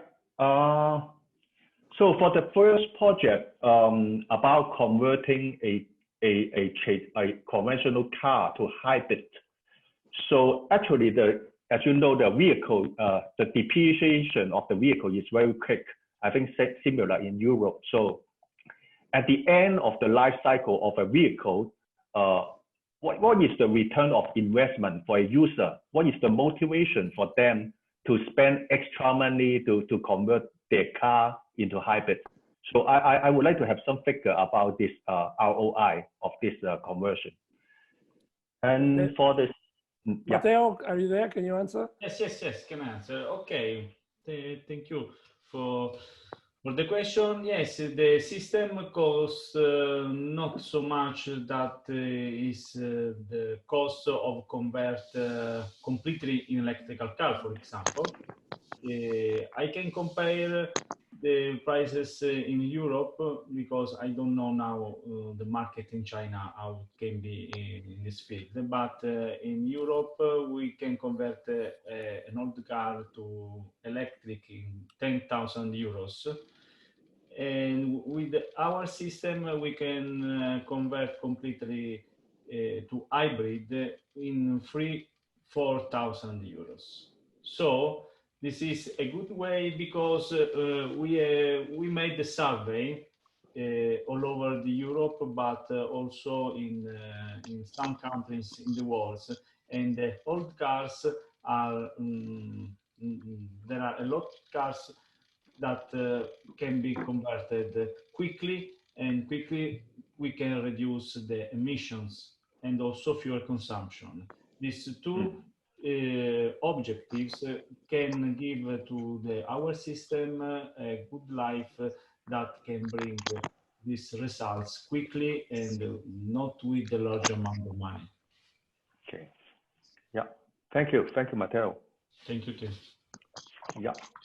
And for the second company who make the modular pallet for automation, yeah, I'm very interested on this project. Actually, just nearby the city in Greater Bay Area, there's a lot of factory over there. So, however, the question for me is for factory automation, every factory have their own customization. So how you can support your customer for each project if there is a lot of customization? Hello, thanks for the question. I will quickly answer to you. So basically, this concept is a modular concept, so can be applied mostly in every kind of, let me say, manufacturing system.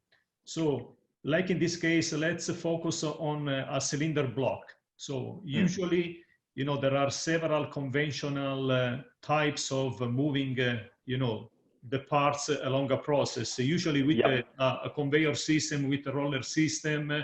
And nowadays, because of the flexibility, you know, those are huge costs that the customer needed to sustain.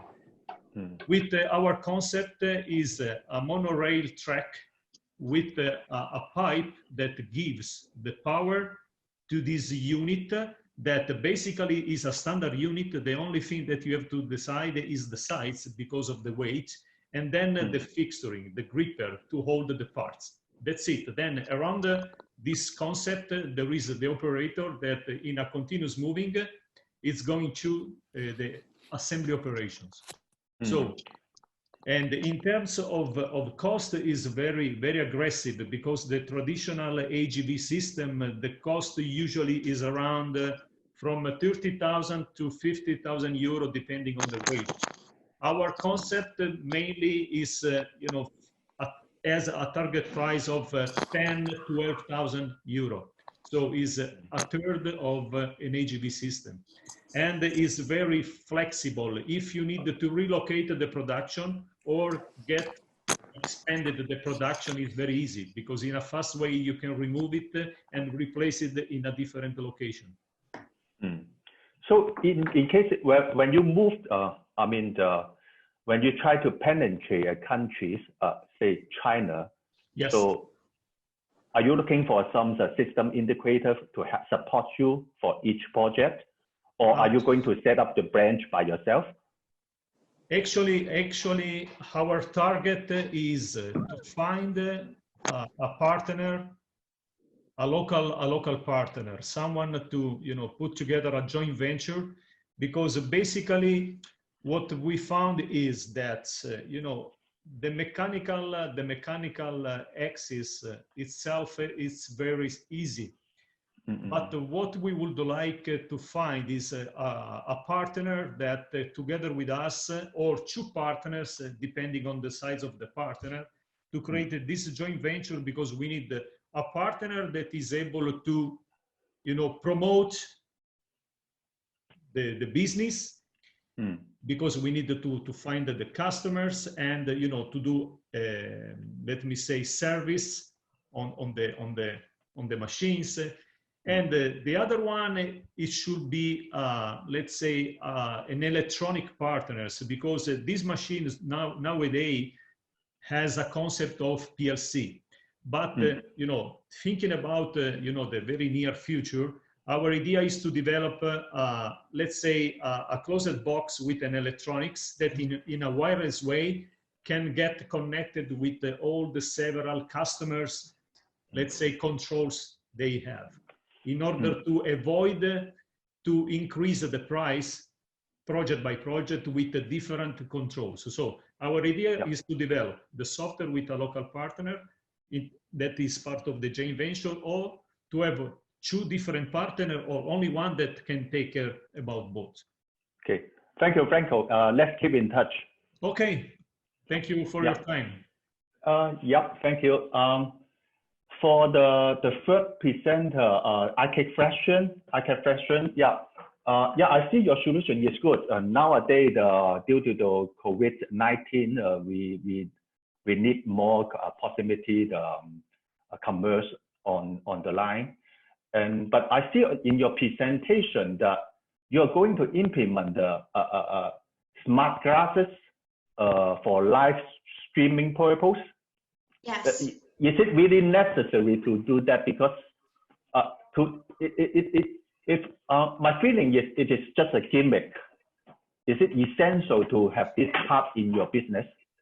Well, it depends when and especially where you are going to implement that.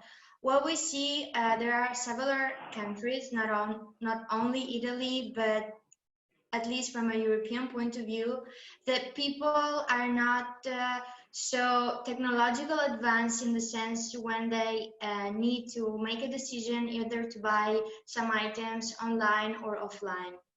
Of course, that maybe the smart glasses are not necessary for each type of industry, but those type of industry where people have this feeling that they need to see the items because they don't trust. So in this way, I think that, for example, the live streaming can be very useful in case of clothes, because according to our survey, a lot of people don't trust or they have a lot of returns on products because when they see on the website, they see one product and then when they receive the items, it is completely different and they are disappointed, so they don't want it anymore. Another industry where the live streaming can be also very useful is in case of renting. There are a lot of people that due to work or because of their academic career, they need to move from one city to another. They need to rent a room or even a whole place. So, for example, some students that are very, very far, let's imagine from one city to another, or even from one country to another, they don't have the time or even the money to go directly and physically to the other place and find their rents. While with the live streaming, they can, avoid scams or spams from people that are trying to just take your money because of the rent or other items. So they can just exactly see what they want to buy, they can trust, and then they can make the decision. So I think that the live streaming, it's not good only from a business point of view, but can really improve the lifestyle of people. And also with this live streaming, we are actually using in an efficient way technology that helps people. Thank you. Thank you. Thanks a lot. Yeah. Okay. The online market for the SME to deal with the global buyers. Is he still online? Yes. Okay. Now, one of my questions is what is your registered user so far, and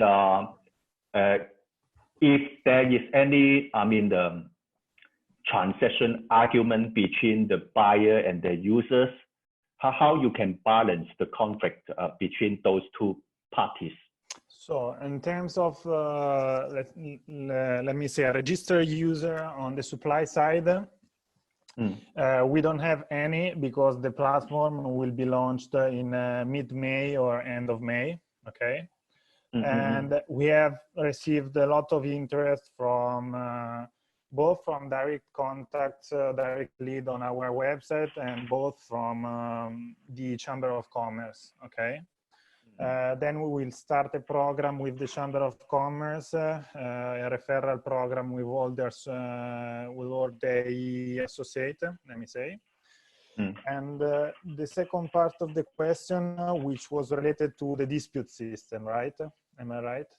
I mean the complaint, if there is any transaction, the quality of the goods and delay of shipment and fake items that the buyer receives, so how you can settle those kind of arguments. So we have created a process which we call simply dispute system, which is totally it can be totally managed within the platform. And in case of, let me say, escalation of the issue, which can be related to shipment costs, duties at the custom, or poor quality of the product, which it can happen, they can manage it through the platform, and we can help both sides in handling the situation. So it's let me say, the first approach is a hands-off approach in the mean that we provide all the systems and the information to let them settle the dispute. Otherwise, they can call us on the platform to support them. And in terms of guarantees, what we have set up is that once the customer pays, we keep the money until the goods are delivered. Oh, you hold the money, right? Yeah. Yeah. So we have also a cash from a financial point of view. We have also cash, a positive cash impact on that side. Okay, understood. Thank you. Oh, you're very welcome. Yeah. Right, I have no more questions. For the last presenter about the warranty platform, I fully support that idea. So yeah, that's all for my part. Peter, do you have any question about this project? Actually, no. I was very excited when I learned from different cultures from Italy. I was very, very excited because all the presenters, they have presented a different kinds of idea that I seldom, to learn them before. Thank you so much. And but there are several things, and the startup, the scale-up company, maybe I give some little bit advice. Most of your products or most of your solutions are, the in-built of the Italian market. But when you go to Hong Kong, Asia, or mainland China, we are different world. So localization is a very important thing. So talking about, what kind of robot you want to build here, and what kind of business partner you want to build here, and also you have to realize about the market landscape and about the practice of the partnership over here. And because, when you're talking about online to offline and offline to online, it is a different, ecosystem around here. So you can leverage, the Hong Kong Science Park and our industry connected, the service to help you. And of course, the culture and the trend of customer in Hong Kong and mainland China, they change very fast. You can see that the product in the, the website of Alibaba, they change all the days. So I do think localization, realize the market landscape, localize partnerships and customer trend, and how to mobilize them, how to use them to reward to them. It is the most important. And I do think the last one is the guarantee easy, right? And the people in Hong Kong, we are not quite loyal to a product. They want to buy the new things. They want to buy the new toys. So I do think that if you can think of some rewarding system to reward them to buy the new things, that is how to trade in the old product. And if they want to maintain the product, yes, you can use your service, but you should think of how to trade in and then move in new toys. That is all my wordings. I hope that can help you to understand Hong Kong market. Thank you. Okay, we know about that. In fact, Chinese and Hong Kong market is not a target market for us. We are looking for manufacturer, Hong Kong manufacturer that want to sell to the European customer or to the North American or Russian customer. They have to provide the warranty. And here around, the people are more concerned about warranty than they are around. So we are not trying to localize our business there. We want to establish partnership with the manufacturer mostly in order to provide a better services, a better e-warranty services to the target customer in other countries. Okay, great. So make Hong Kong to be your Asia hub center, and you know, from your R&D set up to here, and you can do your business around the whole Asia Pacific regions. Yes, yes. We have already discussed with the Australian partners, and there is a market for us. There is a market in South Africa. There's South Africa. There is a market in South America, North America, Canada, all Europe around, and Russia, and India too. That's all. Now at the China, sorry, something could be target market for us also in some way, also Japan, but not really. The Southeast, as I already said, is Asia is not a consumer target market. It's a partnership target market. Great. Thank you so much. Thank you. Peter, I would like to ask you to say a few words to all the, as you know, we had something like 30 projects that have been submitted, and we provided a reply to all of them by saying that only a few could be selected, but we believe that for different reasons, others have not been selected, but we believe that all of them are interesting. Some of them belong to the biotech or biomedical sector, and we will have a separate meeting for them because the issue was a bit complex for sharing with everybody. Others were not selected because they are no longer startups, because they are more than 3 years old. Others simply because of lack of time. But some of them, they call back and say, hey, is this a formal reply? Because, you know, I mean, I just wanted to say a few words because I just took your words. That's what you told me, and I really simply forwarded your message. But perhaps you want to elaborate on that. Thank you. First of all, thank you all your participations. Indeed, you know, your enthusiasm, you know, to make me very excited. Thank you so much. First of all, you know, those being selected to be presented is not the winners. It is a starting point. I do think if you really understand and grab the very generic information from all our talking, you begin to craft your dreaming in Hong Kong or mainland China. So don't hesitate to contact me. And I will, you know, I should have your email. And I would not ask my co-workers to send you an email. If you have any things you want to ask me concerning about the landscape of Hong Kong, the Hong Kong Science Park, other, you know, the information, you just write me an email or just use the direct message in the Slack. You're already there. I know most of you are already there. So you have a direct message for me.